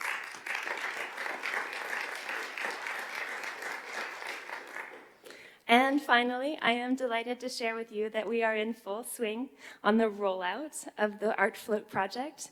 This project, organized by the Art Alliance of the Riverside Art Museum, will have participation from hopefully all RUSD schools. Students will be painting 400 large 6-foot spheres beginning this September. The spheres will then become a part of a massive art installation floating on Lake Evans. The students' painted spheres will be a part of a joint community-wide effort to bring color, joy, and art to Riverside's Fairmont Park beginning May 11th, 2018. Thank you all so much for your time, and I am happy to answer any questions. Thank you. Mrs. Alavi. Well, I don't really have a question, but I wanted to give you a compliment because Mrs. Lock-Dawson and I were available at the August brainstorming. And for those of you who were not able to be there, it was really fascinating. Anne-Marie did a great job of organizing it, and she did table hopping where we were hosted at every table. And so we got a different group of artists, musicians, actors at each ring of the bell. And we each addressed different issues on the arts plan. And it was a really engaged group, and they gave such good ideas. And she's going to have a big job sifting through all these ideas because we filled up butcher paper of ideas. But it was an excellent, excellent brainstorming. And if that's any sign of what's coming, those kind of brainstormings are going to really give us a very rich, rich plan, which I think will have the rigor that we need. So kudos. Very good. Thank you for being there. Dr. Farouk. Thank you, President Lee. And I just want to again acknowledge, Anne-Marie, your engagement and leadership since you've come to the district has just really been transformative. So thank you so much for all your efforts. So I just have a couple of questions. Trustee Alavi had shared a PowerPoint with the Art Float initiative, which was fantastic. I'm just curious, is there any plans for after that demonstration on what we're going to do with the materials and the art demonstrations? So in terms of the actual spheres, Yes. where they go next, so it's my understanding that they can then go to those who provided the donations for the initial support, or if they wish, they can be donated elsewhere to school or whatnot. So. Okay, and my other question is there any discussions about, with like Art to Go, doing like a longer term contract so that the museum can be prepared more? Yeah, we definitely started having those conversations with Karen and Drew Alberjerky, their executive director, about how we can really expand this program. We're looking at opportunities in terms of sort of DIY lesson planning and and other ways to really grow it that I think could definitely lead towards long-term, for sure. Thank you. Thank you. Mrs. Lockdawson. Thank you, Anne Marie. Always good to see you. And one thing I do want to point out to the board that I think is wonderful about Anne Marie is she thinks differently, and she doesn't have the usual pedigree that we often see in these positions, and that has borne fruit in, I think, her ideas and her concepts and her ability to reach out to the community. She's brought in sort of not the usual actors that we might have at the table, so I have to really give it to you, and I know the devil's going to be in the details, but Absolutely. I have complete and utter faith in you, so I can't wait to see it. Thank you. Thank you, Mrs. Lockdawson. Anybody else? Thank you, Mrs. Kuzi, for your presentation. Thank you. All right, so next item under reports and discussion, we're going to have a presentation by the Riverside Educational Enrichment Foundation, and Ms. Kakish talks about a memorandum of understanding. Yes, and it says presented by Ms. Kakish, but really I can't do it alone, so that's a big miss on my part. I'd like to invite Dr. Hansen and Ms. Sandy Ramirez to come to join me at the podium because I've actually prepared slides for them, but didn't put their names on it. So we are here to present to you an idea about partnership between Riverside Unified School District and Riverside Enrichment Educational Foundation. And Dr. Hansen is going to give some of the background along with Sandy, and then we'll go into some of the terms that we would like to include in the agreement. Dr. Hansen.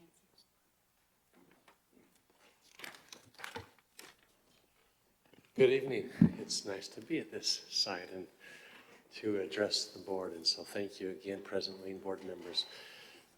So let me just quickly give you a little bit of background information. This has been going on really since the beginning of 2017, this calendar year.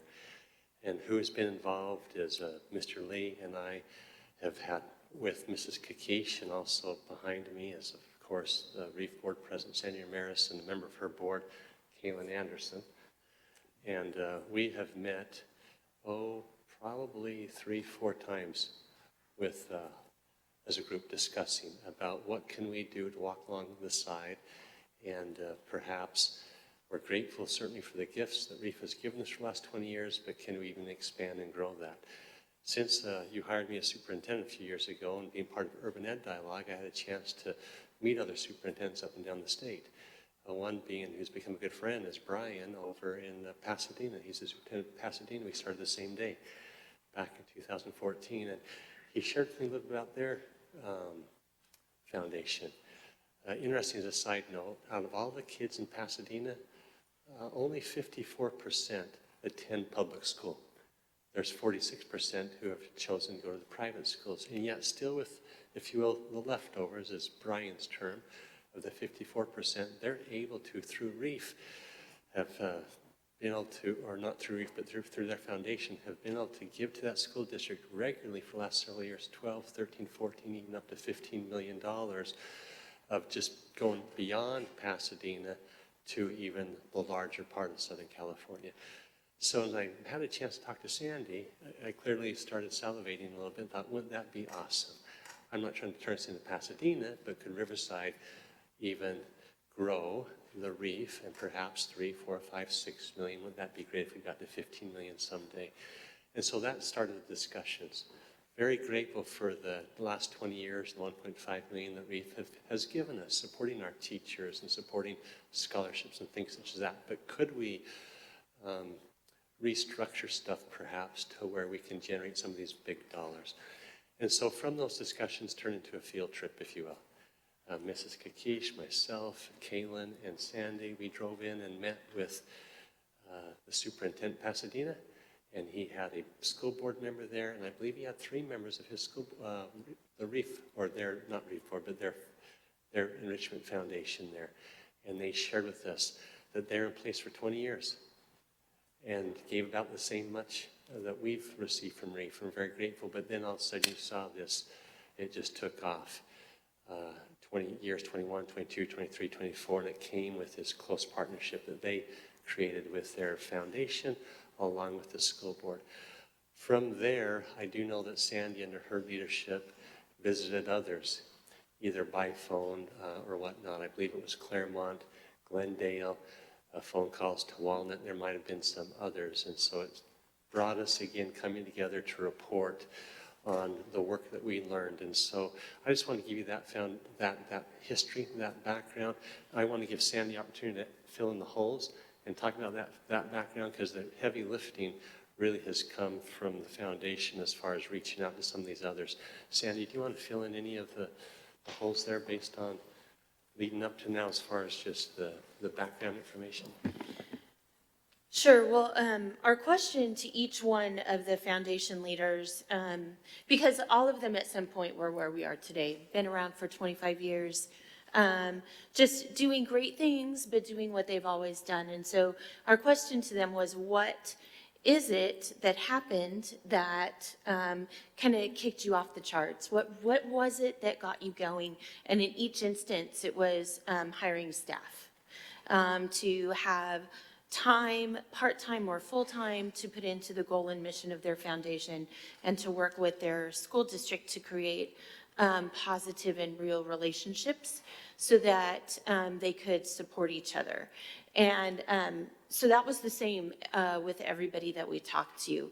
They all have different ways of doing things and keep their identity while they're doing them, but they all have different levels of dedication or ties to their school district. So it was great to learn from each one of the ones that we spoke to. Thank you. And I also want to add, part of those meetings, and we had, again, Mr. Lee, part of this, we also brought in the executive director of our Riverside Community Foundation, who taught us about what a foundation board should look like. And in planning the meeting and spending one time with him, he says, okay, this is the level where you're at. Let's call that level 1. Here's level 5, the really, really big foundations. I'm hearing you want to get that level 3 or 4. And he introduced the term to us as get, give, or get off. And talked about that with the board members. You need board members who can get other board members. You need board members who can give to the foundation themselves. And if you don't, then the board members should look to go elsewhere and to get off. And so we learned about that, looking at a profile of the board. And there is opportunities for the Reef board to grow. I believe in the bylaws it's up to 25. And I believe, if I remember right, we're right around that 15 right now. And there'll be changes and things as we move forward. So we also did bring the executive director of our local community foundation to teach us about the profile of the board. And then, of course, you have school board members and Reef board members, your superintendent, maybe executive director of a foundation, sit side by side, shoulder to shoulder, and go ask the right people in the community, would you come and serve on this foundation? Here's some of the changes we've made. So share that background with you. A lot of study, a lot of behind the scenes, and this is mainly just to give you an update. President Lee said we've talked enough. Now let's go get before all 5 board members. And so at the request of President Lee, that's what we're doing this evening. And so I've done my part. I'll let now Mrs. Kakish and Sandy talk about, like we kind of did with STEM and UCR, terms of agreement. No MOU's officially been signed. We want to just give you an update on those terms of agreement. What's our commitment? What's Reef's commitment? And then get direction from the governing board here as far as moving down this path. Are we moving down the right path? And we want to seek that clarity before we're done this evening, okay? So I'll turn it back over to Mrs. Kakish and Sandy. So after the visitations and review of other, we sat down, Kaylin, I think Sandy, myself, and we looked at other agreements from other foundations. We also looked at job descriptions of staff at other foundations. And so we put together, the next slide, just why would we need an agreement? And so it's really to increase the quantity and quality of fund development opportunities to serve Riverside Unified School District, and then satisfy the current physical and financial requests made by Reef boards. So we would like to innovate on the side of how we can increase the fund development, but also keeping the identity, as Sandy mentioned, of what's currently being supported by Reef. And we wanted an agreement that would be succeeding all of us here. So as we move forward, an agreement would still standing as far as the support between the district and Reef. And so we narrowed it down. It would be a full-blown MOU probably, and, you know, legality and stuff like that. But really, we have drafted it and pulled these terms from it to see and seek guidance if we're on the right direction and get feedback from the board. So we see that the role of the district would be to provide monetary support for Reef to hire an executive director and support staff. Now, the term of the agreement would talk about that this would be temporarily until the Reef becomes self-sustaining as far as supporting the staff and continue to generate the new funds that we would be seeking. And so in some of the visitations that we've had, there is a period between 3 years to 5 years, but in some cases, and we believe we might be one of those exceptions, we can probably reach few grants that would be more than enough to support that in the first year. So we would keep that option open to that we would end it whenever it's self-sustaining. So that's as far as the executive director and support staff. When we mean support staff, it's really admin support. And then promote all the activities and fundraising efforts made by Reef that benefit the district. Because currently we do support some of that, but this would commit us to supporting all of their activities. Provide a participant on various committees and grant writing teams, including access to district data. And sometimes that's really necessary, especially demographics of the district, in order to seek any of the new grants that we would be looking at. And then support Reef by providing RUSD designee to attend and participate as a liaison on the Reef board. And so that's where we're at right now as far as our role, and I'd like to turn it to Sandy to talk about the role of the foundation.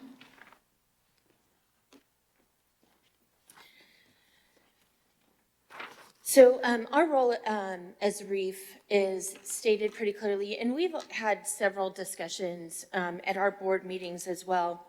Hire an executive director to lead fund development projects and day-to-day operations, coordinate regional and local fundraising events, including seeking grants, communication about funding opportunities, investments to regional and local community for RUSD, participate in all RUSD meetings as deemed appropriate by the superintendent, and the executive director will proudly and happily submit a final report with funding status at the March school board meeting each year.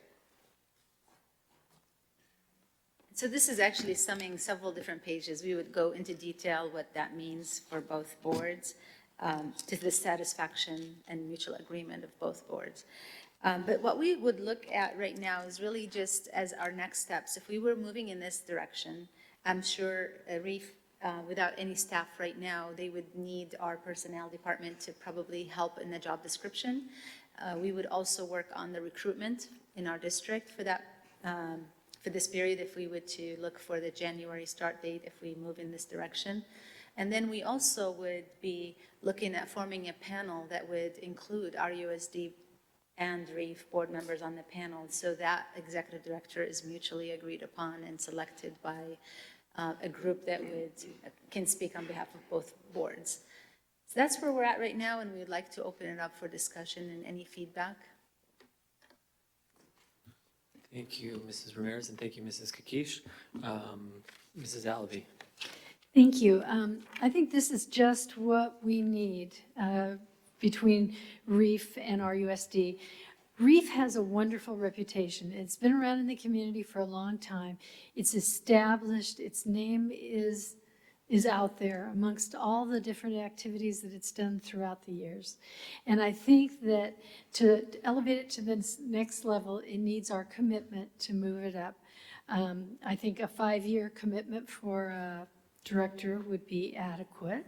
I think that in 5 years, I think you would see, I would think you would really see a pop-up in donations and ability to write grants, and I think you could do wonderful things. And I love the idea that we would retain what is good about Reef, so I'm all for it. I think it's a great idea to get the MOU underway. So. Thank you, Mrs. Alavi. Anybody else? Dr. Farouk? I want to begin by thanking everybody. I know there's a lot of work behind the scenes, President Lee, especially Sandy and the Reef organization, so thank you all for your efforts. I want to echo Trustee Alvey's comment just about the importance and the potential of this because, it's from an opportunity cost perspective, there's a lot that we could be doing for our students. And so, like you mentioned, Sandy, about, having that staff is a key step to doing that. So I want to echo those comments. A couple of thoughts I just want to share. So, Dr. Hansen mentioned about the give, get, or get off. I would want to just add one caveat that I think maybe softens that a little bit, is that, I think we need to communicate that there's not just a formal board governance as a capacity to serve, that maybe there could be other advisory councils or other committees, and that, so there's other ways for people to engage. So I think that is something we should make sure we communicate. One question I have, and I'm not necessarily expecting an answer right now, I'm just putting it out there, is regarding, Dr. Hansen, you mentioned that there's 15 out of 25 are the current board positions. And so, with this executive director, it would be being governed by the Reef board. So if we could make some soft inquiries to business leaders, which I think is particularly important for the future of the organization, for multiple purposes. One is to get a sense of who is interested, what conditions that they would be interested in terms of what they're expecting from Reef. And then, that input also could be helpful for the executive director hiring process. And so, which I know that formally speaking, the executive director would with Reef and the school board would want to be jointly recruiting these board members. But I think some of that soft inquiries would be very important. And that way we also have a sense of what the shared understanding is of what the types of people that we want to recruit on the board. I think that's very important. And I also want to get clarity about the interview process, because I know it's ultimately that Reef is the one hiring the executive director. What it means that to say that the RUSD and Reef are jointly in the interview process, I just want to understand like formally what that means. So currently in our personnel department, we have an interview process that you would select panels that would serve on that to select the actual executive director. So what we will be proposing is that we would have a balanced panel that would serve the interests of Reef and the interests of RUSD and probably staff. And the staff might be Dr. Hansen and I, and if we need a community member outside of Reef, I'm not sure, I'm just kind of brainstorming, but it would be a balanced panel that both would be satisfied to say we have confidence in this panel to actually select an executive director that we have in mind that meets this. But is the RUSD component purely in an advisory capacity? Because no, this would be a panel that in my mind right now, and I'm not sure if I'm on the right track, but this would be a panel that if the executive director doesn't pass this panel, it won't move forward. As far as the serving on the ongoing basis, the board member that would be selected for that year, depending on the president delegation, it would be a person that would be a liaison that would carry the information from Reef board and vice versa, take information from our board. But for the panel, the specific panel, it would be almost like an ad hoc group that would be there just for the purpose of selecting the executive director, and it would be undone until there's a vacancy in that area. Okay. Thank you so much, everyone. Thank you, Dr. Farouk. Mrs. Lock-Dawson. Thank you. Well, good. Thanks. Thank you for being here. I think this is something I've really wanted since I first came on the board, was to have a foundation, to like a larger foundation. I mean, if it's one thing you hear as a board member and a parent out there is, there's so many different competing interests for money within the district. So having a nice large corpus established on which we could draw and fund sustainably staff going forward, I think is really important. And as Ms. Ramirez rightly pointed out, paid staff is pretty critical to the position. I think we do need to do that. But I also think it's some of the things Dr. Farouk was referring to too, is it's not just a paid staff, it's one, the right staff, and then two, your organization and how the organization functions. So I think we do need to really closely look at what terms would come up, the makeup of the board, you know, what the bylaws are, what our buy-in is if we are doing a give, get, or get off, which is how most boards function, you know, professionalized boards. So I think it's a great idea. And I would support it if we, depending on how it goes forward. So thanks. Thank you, Ms. Luck-Dawson. Mr. Hunt? Thank you, Mr. Lee. Well, I think it's very good that we're taking the foundation seriously, and I'll just echo everything that everybody said over here. So I've often thought if we had had a foundation that was recognized more strongly by the community, could we have competed for Henry Coyle's $5 million? And lately, Doug Magnum's family, his estate, sold the Maserati Museum for $23 million. And their plans are to give it to UCR, which is a drop in the bucket, will disappear over there. Even a tenth of that would be astronomical and a game changer. But I want to ask you about some of the details so I understand this. So Reef would be hiring the executive director? So what we envision right now is that we would help in the process of writing the job description, doing the recruitment, taking application and then screening and doing all of that with, of course, representation from the board, the Reef board. And once we go through the panel and we select an executive director, the executive director would be reporting to Reef board, but would be monetarily supported by the school district. Okay, so they're reporting to the Reef board. They're funded by the school district with public dollars. Is that right? Correct. Yeah. Okay. Reef fully understands the buy-in of RUSD and the board and would fully support active participation in the interview process and selection of an executive board member. We also are grateful for any names of potential board members that you may have. We have a nomination process, but of course we would love that help. Thank you, Mr. Myers. So let me add, so this is public funds. And as you and I know, we are the constitutional officers. So of every dime, he is our one employee. Along with you and Dr. Hansen, we are held responsible, liable, as a matter of fact, for the spending. So who monitors and oversees this employee who, it sounds like to me, we're going to put them on special assignment to this nonprofit organization. Is that correct? You could look at it that way because we would be facilitating their pay, yes. Okay. So, well, that's the, I think what I'll lead to. I could look at it that way. I'm concerned that someone else might look at it because it is a precedent. We heard tonight the STEM Foundation doing great work in 1 year, and I give all credit to what Reef has done in the last 20 years, but we need to have a good reason to be doing this, and I think we've stated that. But two, I want to understand the legalities here of having and I want you to get a legal opinion from a law firm that doesn't have ties in here, that they look at it objectively, please. And I recommend Brian Smith, who's done a lot of work for the county and other districts. He's out of Bowie something and down in Orange County. But I want to be sure that, you know, we are responsible for every dime. We have a fiduciary responsibility.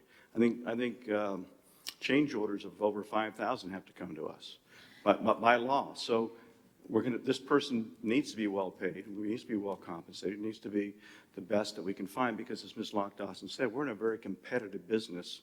And Reef's in a very competitive business, and we're going to join with them to go after scarce dollars in the Inland Empire. Said the former president of the ballet board, who knows how hard it is to raise money in this town, Ms. Allaby, on many things, has done that yeoman's job. So I want to be sure we have the legal authority to put an employee on special assignment who really isn't under Dr. Hansen and isn't being evaluated by you or anyone else, as I understand it, the way you proposed it. If we don't do that, we could all find ourselves in an embarrassing situation. So I'm not being negative, I'm just being practical on this. Right, so I will do that. I will get definitely a legal opinion that would help us all start on the right track. But just from previous auditing experience, just to give you just a little bit of feedback about, the foundation will be audited every single year in accordance with the bylaws and the bylaws and the term of the agreement would be audited with regards to the executive director.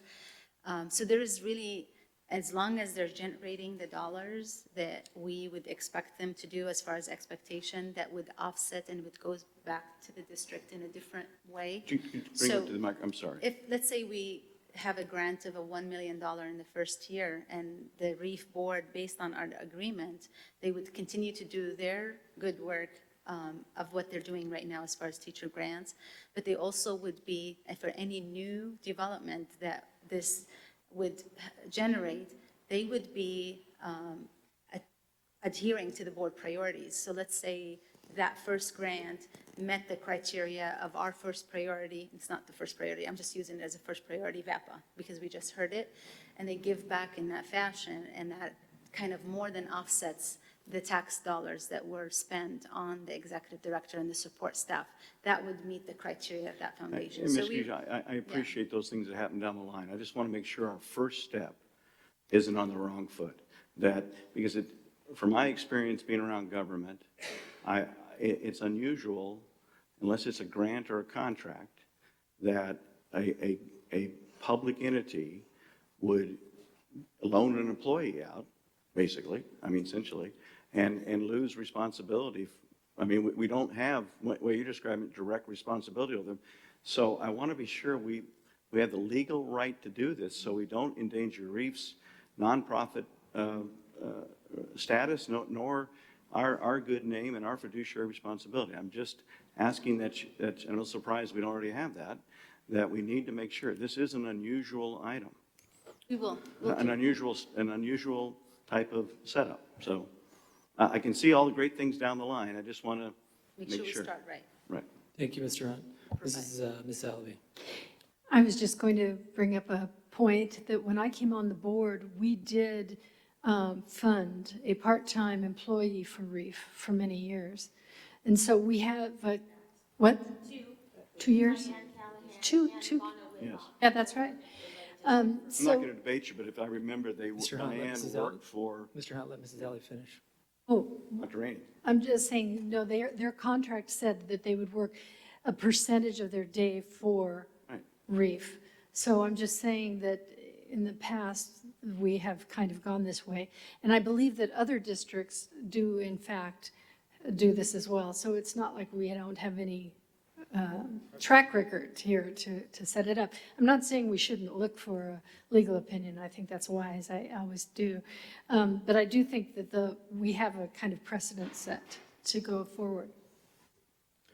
Thank you, Ms. Alvey. Mr. Hunt, sorry, I didn't mean to cut you off. I just wanted Ms. Alvey to finish. Did you have something else? I remember that, and I remember, though, Diane was one of them, but they worked for Dr. Rainey. And I'm not arguing the point. I'm just saying this person, is the way that Mays has proposed and Ms. Ramirez has elaborated, will work for Reef. So we're having a publicly paid employee, we're loaning them out on special assignment, like the mayor we kid about, to work for something else. I just want to be sure there is legal precedent that allows us to do that. So neither entity starts on the wrong foot and has a bad headline that hurts us, both of us going forward. That's I think we can do that. wise. That's I wise. don't think that's a bad idea. Mrs. Lock-Dawson. Yeah, I think I just would contribute to that. I think the crux of the issue is, who does that person report to? And does it constitute a gift of public funds, right? That's what you're saying?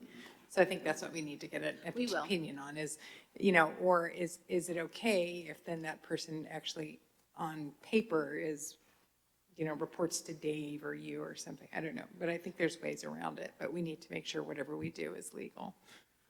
We will.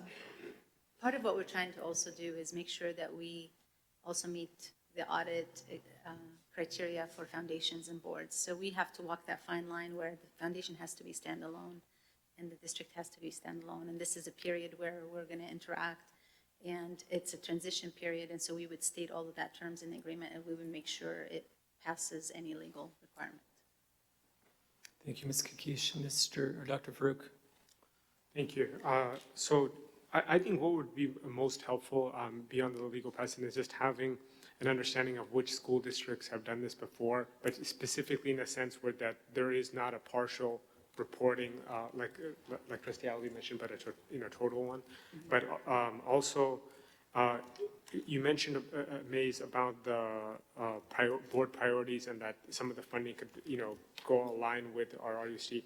Has Reef formally taken a position with your bylaws or whatever the case is to align with our board priorities, with the mission of the organization? Is that a formal thing that's been done? I will give the opportunity to Sandy to answer that. Well, no, I mean, we haven't made it very far in the MOU discussion process. So our goal and mission right now is to enrich education in Riverside Unified School District through teacher grants. Right now, we don't fund baseline needs. So maybe that would change as our relationship grows and as we recognize board priorities as more of a criteria as to what we're looking for in grants and sponsorships. But right now, our bylaws are the same goal as they were before. So is it the intent to look at that? Is that something that? Of course, Okay, yes. that is, okay. It's actually in the agreement. It is in the agreement. And we've started on other, our bylaws before didn't state that we had paid staff. So we have looked at other foundation bylaws and that is in there now. We're, made some other changes too. So we realized that those would have to change based on the outcome of the MOU. Thank you, Mr. Maris. Thank you, Dr. Farouk. Mrs. Lochdawson. Yeah, I was going to ask so you haven't changed your bylaws, but they need to be changed to accommodate this agreement, right? So you'll be looking at changing the bylaws of the organization? Well, we have inserted a staff portion in our bylaws, so that's already there and approved. But, we believe this is in early steps. So once it's more formalized, and we have more specific points to change in our bylaws, then yes, we understand that that would need to be done. Another question I had was, so as for staff, we've talked about an ED, but you also talked about support staff. So are we looking at like grant writer, development officer? What is support staff? Clerical support, really, right now. Clerical, okay. So, and we've got Linda, right? She's got some development experience on her. So is the idea that she might work on that? Yeah, we talked about that actually in our meetings and her expertise and how she can be a partner as more of an in-kind support from the district. And that's what other districts are doing also, is the district would hire the grant writer that would also be in support and in constant communication with the executive director if they needed any support in that area.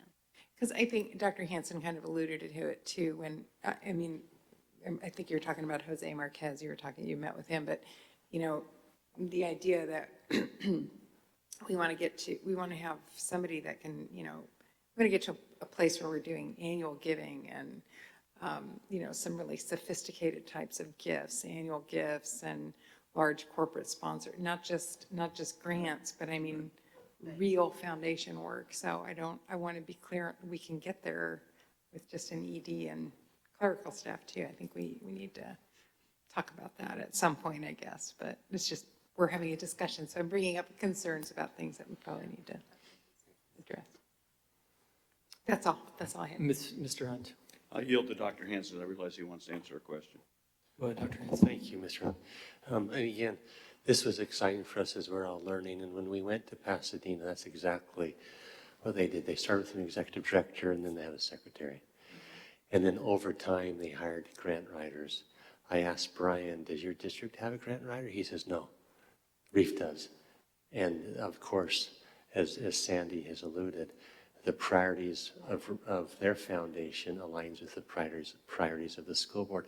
I believe if I remember right now, Pasadena, they have a staff over 20? 22, yes. 22, fully funded. But it's taken 20 years to grow to that funding. But as again, we saw that, we learned about Glendale, a little bit different, Claremont. They started with a person who knew and had this experience, and then things grew after that. The grant writer, other additional support staff, to where now Pasadena, as you heard, $15 million, $16 million, pay for VAPA programs, after school programs, summer school. Right now, we don't receive money from the state for summer school, and we spend $2-3 million every year. And so wouldn't it be exciting if we could get there, and we believe that this is the first step to getting there, is working together with both boards, identifying someone to come in and lead it, and work between both boards, if you will, and they get the support staff to help them or that secretary. And then as the money comes in, grow the necessary staff based on how the Reef board sees it can grow. So that's the hope. Mr. Hunt? I think it's been covered. I just want to say something to Dr. Farouk's comment about aligning with our board goals. In the 11 years that I've been on this board and the 11 or now 10 Reef things I've gone to, because it's teachers applying for these, I've never seen a Reef grant that I went, what the heck? I mean, they're always been inspired. They're always, some of them are heart-touching, and they're always, they always advance student learning. And so I have a lot of confidence that, though I guess we're going to formalize it, that Reef has always been on the same path we are. And I know you weren't questioning that, Dr. Farouk. I just want to point out that I think that they do that, and I'll be glad to see it formalized. But I remember, Sandy, remember the kid that y'all bought the things for that was deaf, but he was able to hear music for the first time. Apple, he did a special deal with Apple. I mean, I still think that's, and the violins you bought, and Mariana's aerial photo of the kids doing the logo, whatever it was, of Hawthorne. So it's always something that involves and advances teaching and involves the betterment of children, and I have a lot of confidence in that. I just want to be sure we're on the right legal footing, because how many headlines can you Google where foundations of some group, with all good intentions, something's gone wrong? So we just want to start out the dance on the right foot. All right, thank you, Mr. Hunt. Dr. Farouk, did you have something? I saw you were buzzed in. I just wanted to reiterate that my intention definitely was not to, I appreciate you saying that, but I obviously know that everything. Not taken that way. Yeah, it's purely, because, with especially the LCAP process, it's really not a reflection of the board, it's a reflection of the whole community, including teachers and Reef stakeholders. And so it's more about, I was just making a point about strategic gaps and areas of importance, that's all. Thank you, though. Well, what is very unique with the Pasadena Foundation is the relationship kind of goes both ways. The superintendent may come to their foundation and say, hey, we have a vision of this, but at the same time, the executive director of the foundation may go to the superintendent and say, hey, we have money for this. What is your vision for this? So it's a great partnership going both ways. Thank you. Before I chime in on this, I just want to check in on my friend Michelle down there, make sure she's doing okay. Good? Okay, good.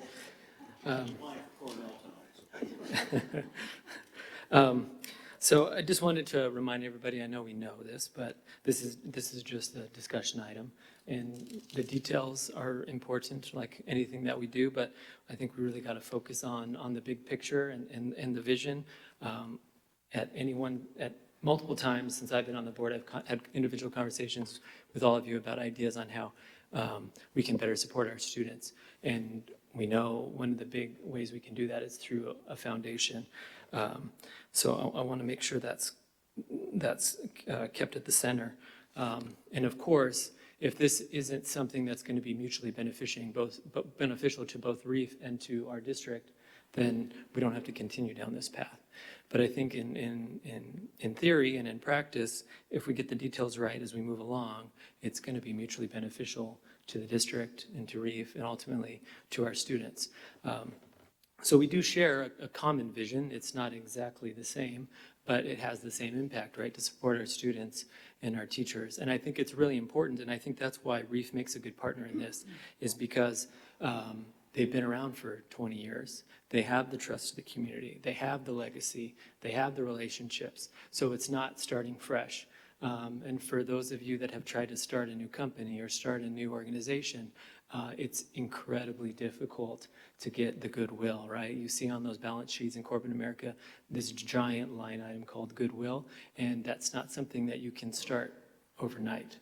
So we have the benefit, if we can make this partnership work, of banking on that goodwill that Reef has. Over the 20 years, Reef has had a capacity issue because they don't have staff. I think about the organizations in this town that do such good work, but on such a limited scale because they don't have the capacity. All the people on Reef Board have jobs or other obligations that they have to attend to, so it's not their main focus.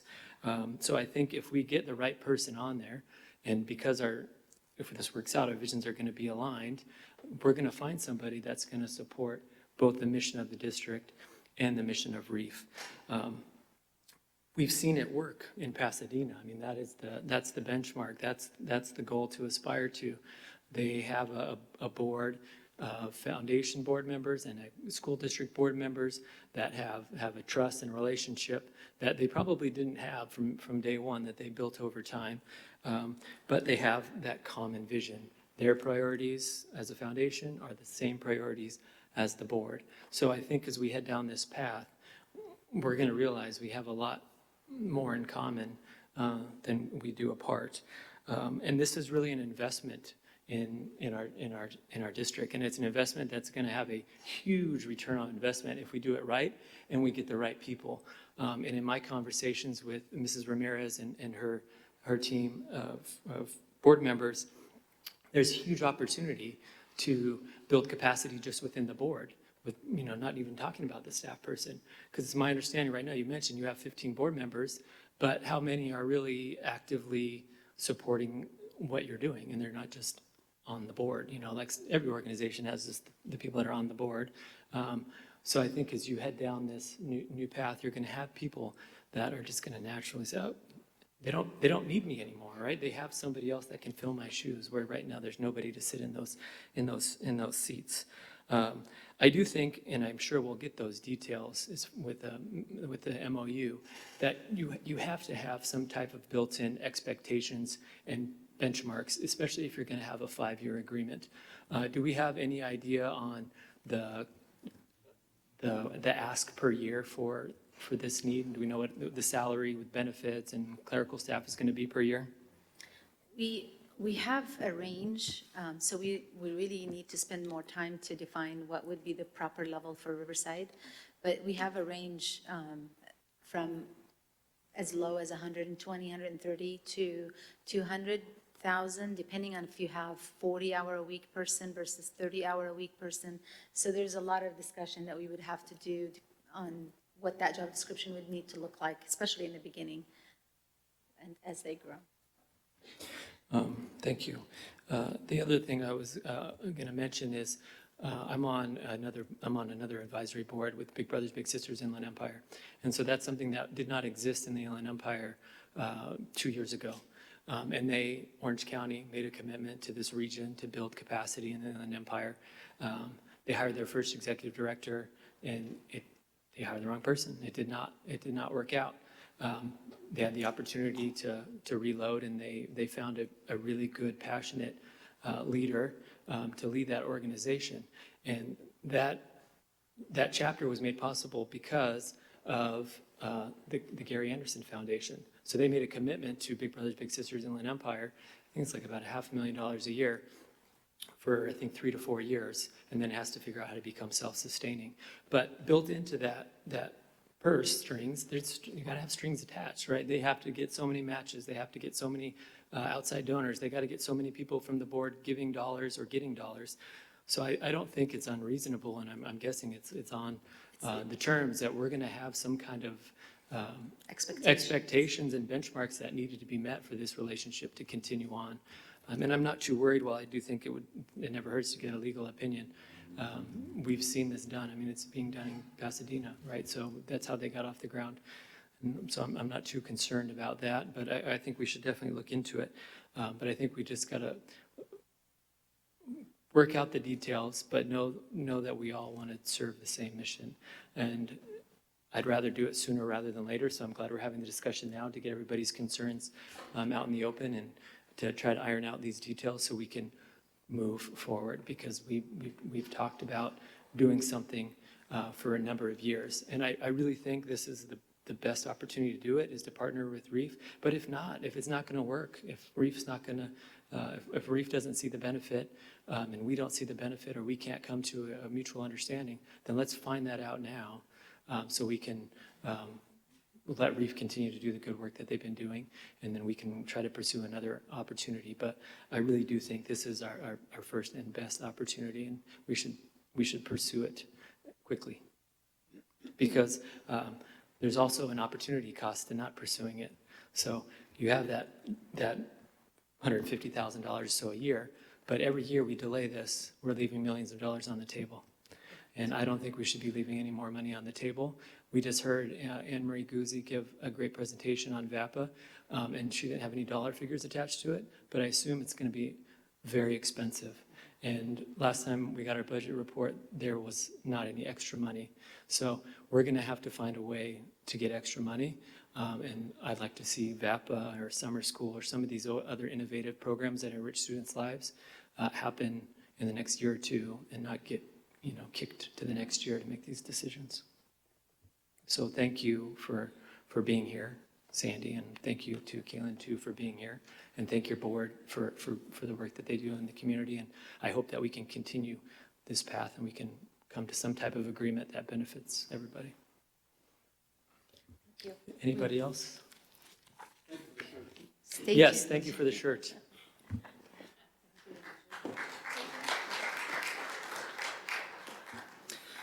All right, so that brings us to the conclusion of tonight's meeting. So we'll end with board member comments, and if board members want to add any future agenda items, they can do so in their comments. So tonight, I think we'll start with Mrs. Alavi, but Michelle, I'm going to call on you next. I'm giving you the heads up. All right. I just want to say really quickly that I was very inspired by the work of the district in our first week of opening school. So compliments to M&O, compliments to all the people that stepped up, to the teachers that held their classes indoors because of the heat. Everywhere I turned all week long, I saw great things happening in the district, and I just want to extend my thanks to everyone for the hard work that they did, and the long hours, by the way, because that was clearly evident. So thank you very much. Thank you, Mrs. Alavi. All Ms. right. Poulos. Yep. Ready? So it's my first time on this side of the dais, and I'm very excited. I have a few thank yous. So first of all, thank you to the whole board for choosing me and allowing me to have this position to represent our nearly 42,000 students and give a voice to students, with my preferential vote. Specific thank yous to Dr. Faru and President Lee for the orientation last week, and to Dr. Hansen for patiently and kindly explaining the agenda to me, especially Miss Martin back there for easing me into this position. Also, thank you to everyone at the district office and the cabinet, especially for being so welcoming and making me feel so invited, sitting up here and, talking. So with many other firsts that we've celebrated this week, it was the first week back at school. And I quickly want to commend the RUSD staff for dealing so swiftly and efficiently in certain scenarios. Especially at Pauley, I've seen counselors dealing with long lines very quickly to ensure that students have the right schedules and that they're in class, in the right classes during the first week. And as I heard at King and at North, for counselors also dealing with their class scheduling issues very efficiently. And also thank you to the teachers. There have been many AC issues this week, and thank you to those teachers and administration who moved very quickly to move us into portables or even having class outside. In one of my classes, we had class outside because it was so much cooler in there. Yeah. So with this position, I hope to visit some elementary and middle schools specifically to get a broader student perspective so that I could actually enact some change and see if there's anything that we need to change, if there's any way that we could better the education of students, even more than the amazing job that the board has been doing already. With that, finally, I'd like to mention perhaps a future agenda item. So this year, Pauley's multivariable calculus class has reached a record number of students. We have 31 students. In the past, the most students that have been in that class have been maybe 17 or 19. And this class in particular is very special because it's the highest calculus or math class that's offered in California or, the whole nation, and not many schools have this class. However, these 31 eager students have to take a hit to their GPA because the class is not weighted. They're awarded 4 grade points instead of 5. And while these students are eager to sign up and take such rigorous topics and build roller coasters, it's the highlight of the class actually, they would like to change that so that more students in the future could be more eager to sign up without having to sacrifice that GPA hit. And we've heard, and our teacher was just telling us last week that many alum from the class will email him saying how beneficial the course has been, that notes, they use it at college, and they're the go-to tutors on their floors for everyone. So I know many eager students who would like to be rewarded for taking this class. And thank you. Thanks for being here. Thanks for recommending that. And one thing you'll notice is when board members talk during public comment, you'll see the cabinet start typing. So they are listening, and I'm sure they will get back to you on that. Next, how about Dr. Farouk? Thank you, President Lee. So I want to open by commenting about the start of the school year. I think it really speaks to the resilience and the culture that Dr. Hansen, you fostered, starting from the top in the administration. So the way that everyone was able to respond, I think is really reflective of that. So thank you, everyone, for your efforts. I also just want to say how proud I am of Michelle and all of the other student board members that just got sworn in. I know President Lee and he made a reference to it earlier, that the caliber of the pool, just going after the first year was extraordinary.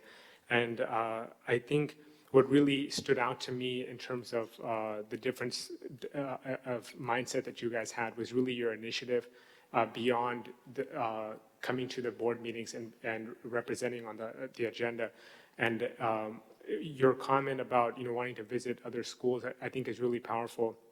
But especially because, you're, obviously at the top of your class, but it's important, I think, that the fact that you recognize the value of getting perspectives and the voice of a lot of other students that have very different circumstances academically and others. So I think us as a board, we really want to make sure that that voice and those policy issues are being expressed. So I wanted to comment about also the DACA, what Dr. Hansen opened with his report on. To me, this is something that's really an important statement, and I'm incredibly proud to be in a district that takes the positions that it does. Society, I don't remember who quoted this, but a society is measured by how we treat the most vulnerable among us, and these are children. And they didn't make the choices regardless of what people's positions on immigration are. And I think it's extraordinarily important that beyond our positions that we exercise compassion. So I'm really proud of that. And, I know that we've been working on a board policy beyond instead of just having a symbolic resolution on the safe zone, but having a board policy. And so it's not necessarily suggesting it as a future board agenda, because I think it's already in that process of being, but I think the timing of it now is even more important. Lastly, I just want to end by saying about a friend of mine, Ron Finley. He has a famous TED Talk on guerrilla gardening. And he is actually, I had the pleasure of hosting him in Riverside with the Nutritional Services Department. They did a phenomenal job, Gavin and Kirsten. Really want to commend them, as Scott, for taking the time to do that and showcasing that Riverside could be a destination for him to bring his gardening expertise, a national movement here, and showcase it in our community. With all the Grow Riverside, our food hub that we've done, there's a lot of momentum here. And we ended the tour at Emerson at the Eastside Community Garden. And I'm optimistic that I think that they will select Riverside to do this. And I think it'll bring some national exposure to our community. And And I'm looking forward to that. So thank you, everyone. Thank you, Dr. Farouk. Mrs. Lockdawson. Oh, sorry, Mr. Hunt. Thank you. First of all, thank you for not See, letting that's why me. she's a great vice president, because she reminds me. Thank you for not having me go after Michelle there. That was, You're welcome. again, very good job on you and Dr. Farouk picking such excellent young people this year. And she is applying for Columbia tonight, so she's waiting to go home and hit the send button. And I hope she's put on there that she is the newest member of the school board, our student member. And thank you, President Lee. We've talked about for years about doing something about a foundation. We've all talked about it. You're doing something about it, and so I appreciate your efforts on this and your work and your leadership. You too, Dr. Hansen. I would like for a future agenda item, Mrs. Alvey and I years ago when we found out that our district had the lowest graduation requirement, you remember that strange meeting, than any other district in the county at the time, and which I remember Mrs. Alvey saying at that night, she said, we're underrepresented at the UCLAs and the USCs and the Berkeleys, right?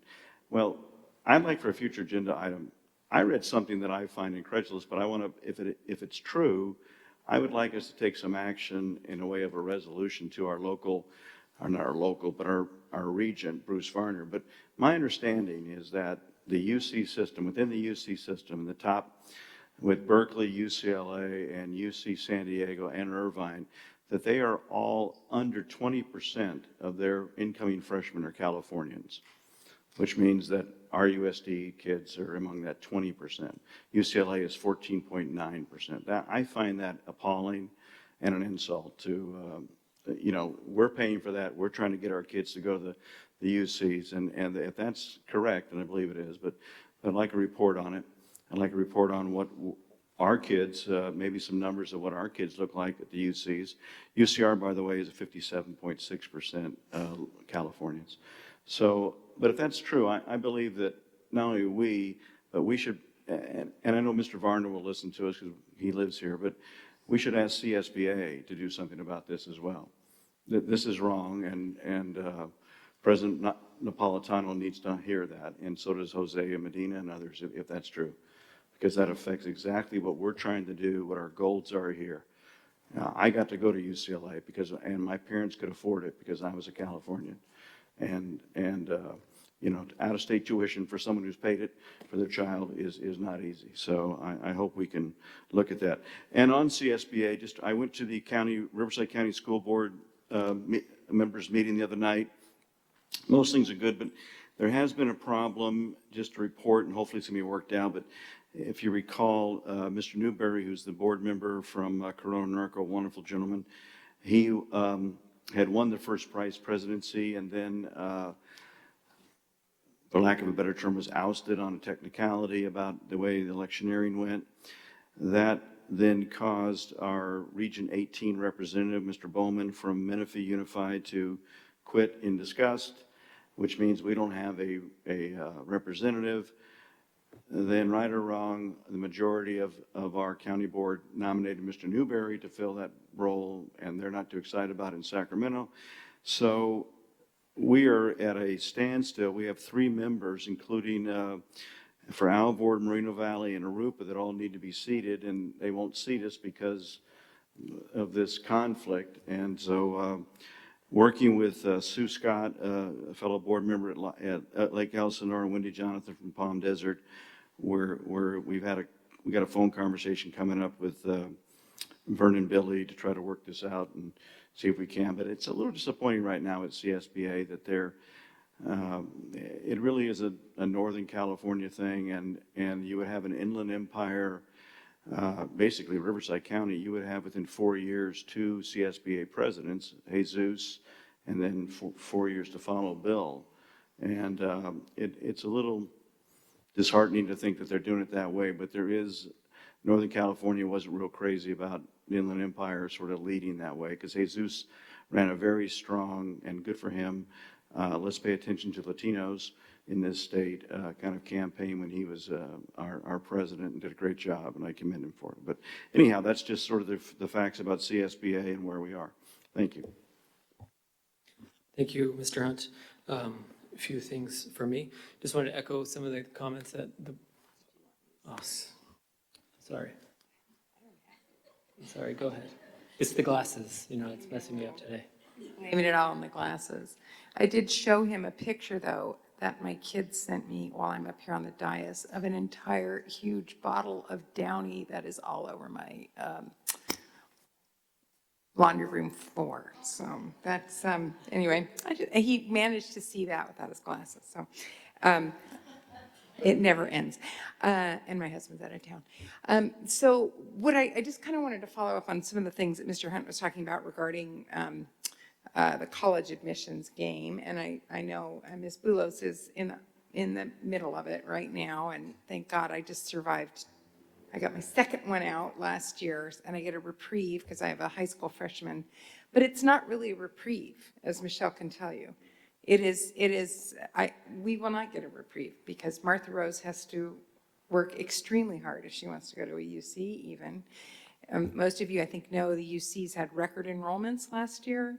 I think UCLA topped it at 100,000. They had 100,000 applicants for, I think, about 6,000 spots. I think UCSD was next, and then Irvine were the top ones, and they all had about 100,000 applicants for. This is crazy. It's unprecedented. So I do, whatever we can do to support our kids and on these journeys, and our parents as well. And I'll mention we do have our next Pathways to Higher Ed conference coming up on October 21st at North High School. And this is an opportunity for our families to come learn about this crazy journey that is now called college entrance race. So that's coming up. My two action items that I want to ask for future agendas is Mr. Garcia, I'm hoping you can bring back to us some information about college persistence after the second year with some of our recent graduates, and has that improved? I know it wasn't so good a few years back, right?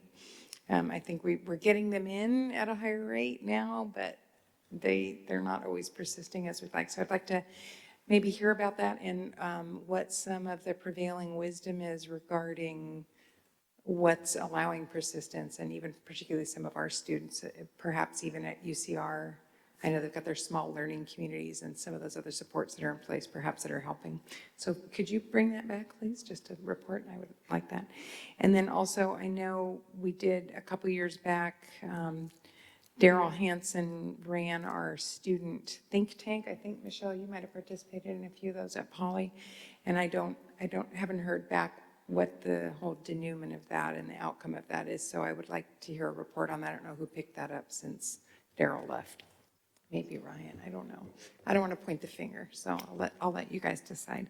But that's all, and I know we don't have very few teachers in the audience, if any, but for those of you that are watching, thank you for this last week. Always over 100 first week of school, always. So thank you. Thank you, Ms. Lockdawson. I think everybody's gone now, right? Sorry, I did not mean to skip you. It's okay, I wouldn't mind it actually. A few things, some of them have been said, but it can't hurt to say thank you more than once. So thank you to the M&O team, to Sergio, you and your team, and I think Ken's back there too. See, I can kind of see you. You're a little blurry, but I can see you. That first day of school, we get text alerts from Dr. Hansen about, anything going on. It was like, bing, bing, bing, bing, air conditioner gone, fire, air conditioner gone. So I'm sure you guys had a crazy first day and a crazy first week, but it was good to see everybody working together and get these fires, both literal and not literal, put out. So kudos to all of you, and just made me think next year.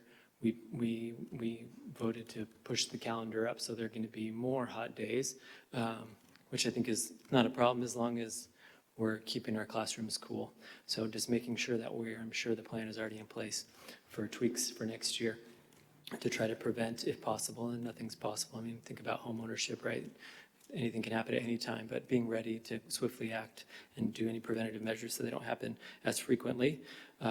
Also wanted to congratulate and send kudos to the communication team, to Justin and Richard and Con and the whole team for just the video content and the pictures and communication with parents through our social media and through our new website, just to keep everybody updated to what's going on. And I think, we recognized Sandals tonight for their support today, but the Press Enterprise couldn't have written a better article, and that takes a lot for me to say, about the district. Brilliant headline, feel-good story, and in the midst of, everybody being hot and agitated and the hurricane and just all this bad news, it was like a really feel-good story that we could all relate to and come together and celebrate. So I thought that was really great. The PD Day, everyone that worked on that, I think it went really well. I think the message is really well received, Dr. Hansen. I really liked your words and your message. I thought it was a good way for us to start the year. And just to kind of piggyback upon that, and Dr. Farouk mentioned it, and you did during your superintendent comments, we talk about every student every day. We talk about these students being our kids.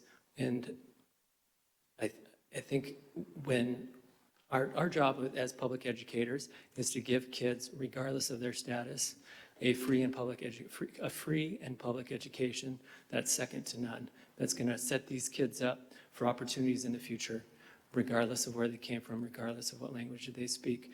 So while I don't often like to get political up here, because especially as a school board, there's not much we can do about it from a legislative standpoint, but I think we can be advocates for our kids, and I think it's not fair to our kids to get caught up as bargaining chips in this immigration policy. So I know as a citizen, I'm going to stand up to do what's right for our kids, and I hope our leaders in Congress do too. Military, wanted to again thank Arlington for being here, and it reminded me. We do a lot for our students come graduation time and promotion time to recognize them for their academic achievements or maybe the clubs that they participate in the community service. And I think it would be nice to do the same thing for our kids that are in the ROTC. Do something that makes them all feel special. They all have a uniform look just like they do in the military. So we can really celebrate the service that they've given during their high school years, and possibly if they're going on to serve in the military, to give them that special recognition. So I think as a district, we should come up with some kind of a look, some kind of an approach so that those kids can be celebrated too for the achievements that they've done. And then my last comment is going to have to do with my kids, right? Because they started school last week, and it was funny because I was talking to my two kids' teachers at Washington, and during my remarks at Professional Development Day, I talked about how different my two boys were. And the second day of school, so the first day of school, my boys held my hand as I took them to the classroom. The second day of school, and mind you, Henry, my oldest, every day from the first day of school to the last day of school, he held my hand all the way until I got him to the playground. Second day of school, Felix, the middle one, jumps out of the car, sees his friends. Bye, Dad. He's gone. So it's fun to see your kids grow and be excited to go to school, even if they won't hold your hand. So obviously we're doing something right if our kids are still excited to go to school and leave their parents behind. And lastly, I'm sure it's happening on all the campuses today, but I got to see it firsthand at Washington about our closed campus policy for security reasons, right? So parents now have to drop off at the front gate. And it was fun to watch as my kids left. All the kids were fine, leaving mom and dad behind and grandma and grandpa going to the playground. But all the parents were like hanging on the chain link, trying to peek through, checking to see. So, but good job to all the teachers and support staff out there, making sure our kids are safe and comforted. And good job to everybody. So on that note, I think do we have adjournment in anybody's? Not tonight. No adjournments in anybody's name. So how about just the victims in Houston tonight and in Louisiana experiencing that storm and the new one coming. So, and the Florida one. Sure, Mr. Hunt. I'm sorry, thank you for but Dr. Hansen and I attended Ms. Hawkins, right? The first African-American teacher. We attended her funeral, and I got to learn more about her. And you think back, it impressed me that she applied for that job in 1947. And I think Martin Luther King was in high school in 1947. Rosa Parks hadn't done her bus sit-in yet. And all that. This was an amazing woman who gave every person she knew a book to read and really was a leader. And I hope that if we are able to do a neighborhood school, I just want to put it on record, thank you.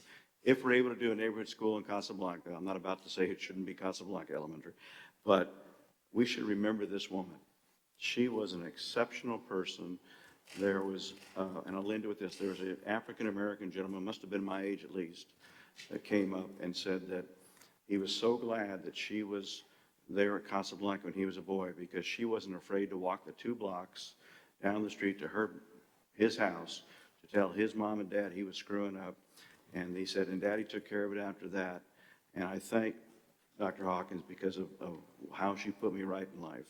And it was an emotional, and Dr. Hanson and I were blessed to be there and just honored. It was really something. This woman really was a pioneer. You think of well before the desegregation and everything, and somebody we need to just take note of and remember. Thank you, Mr. Lee. Thank you, Mr. Hunt. So with that, meeting adjourned.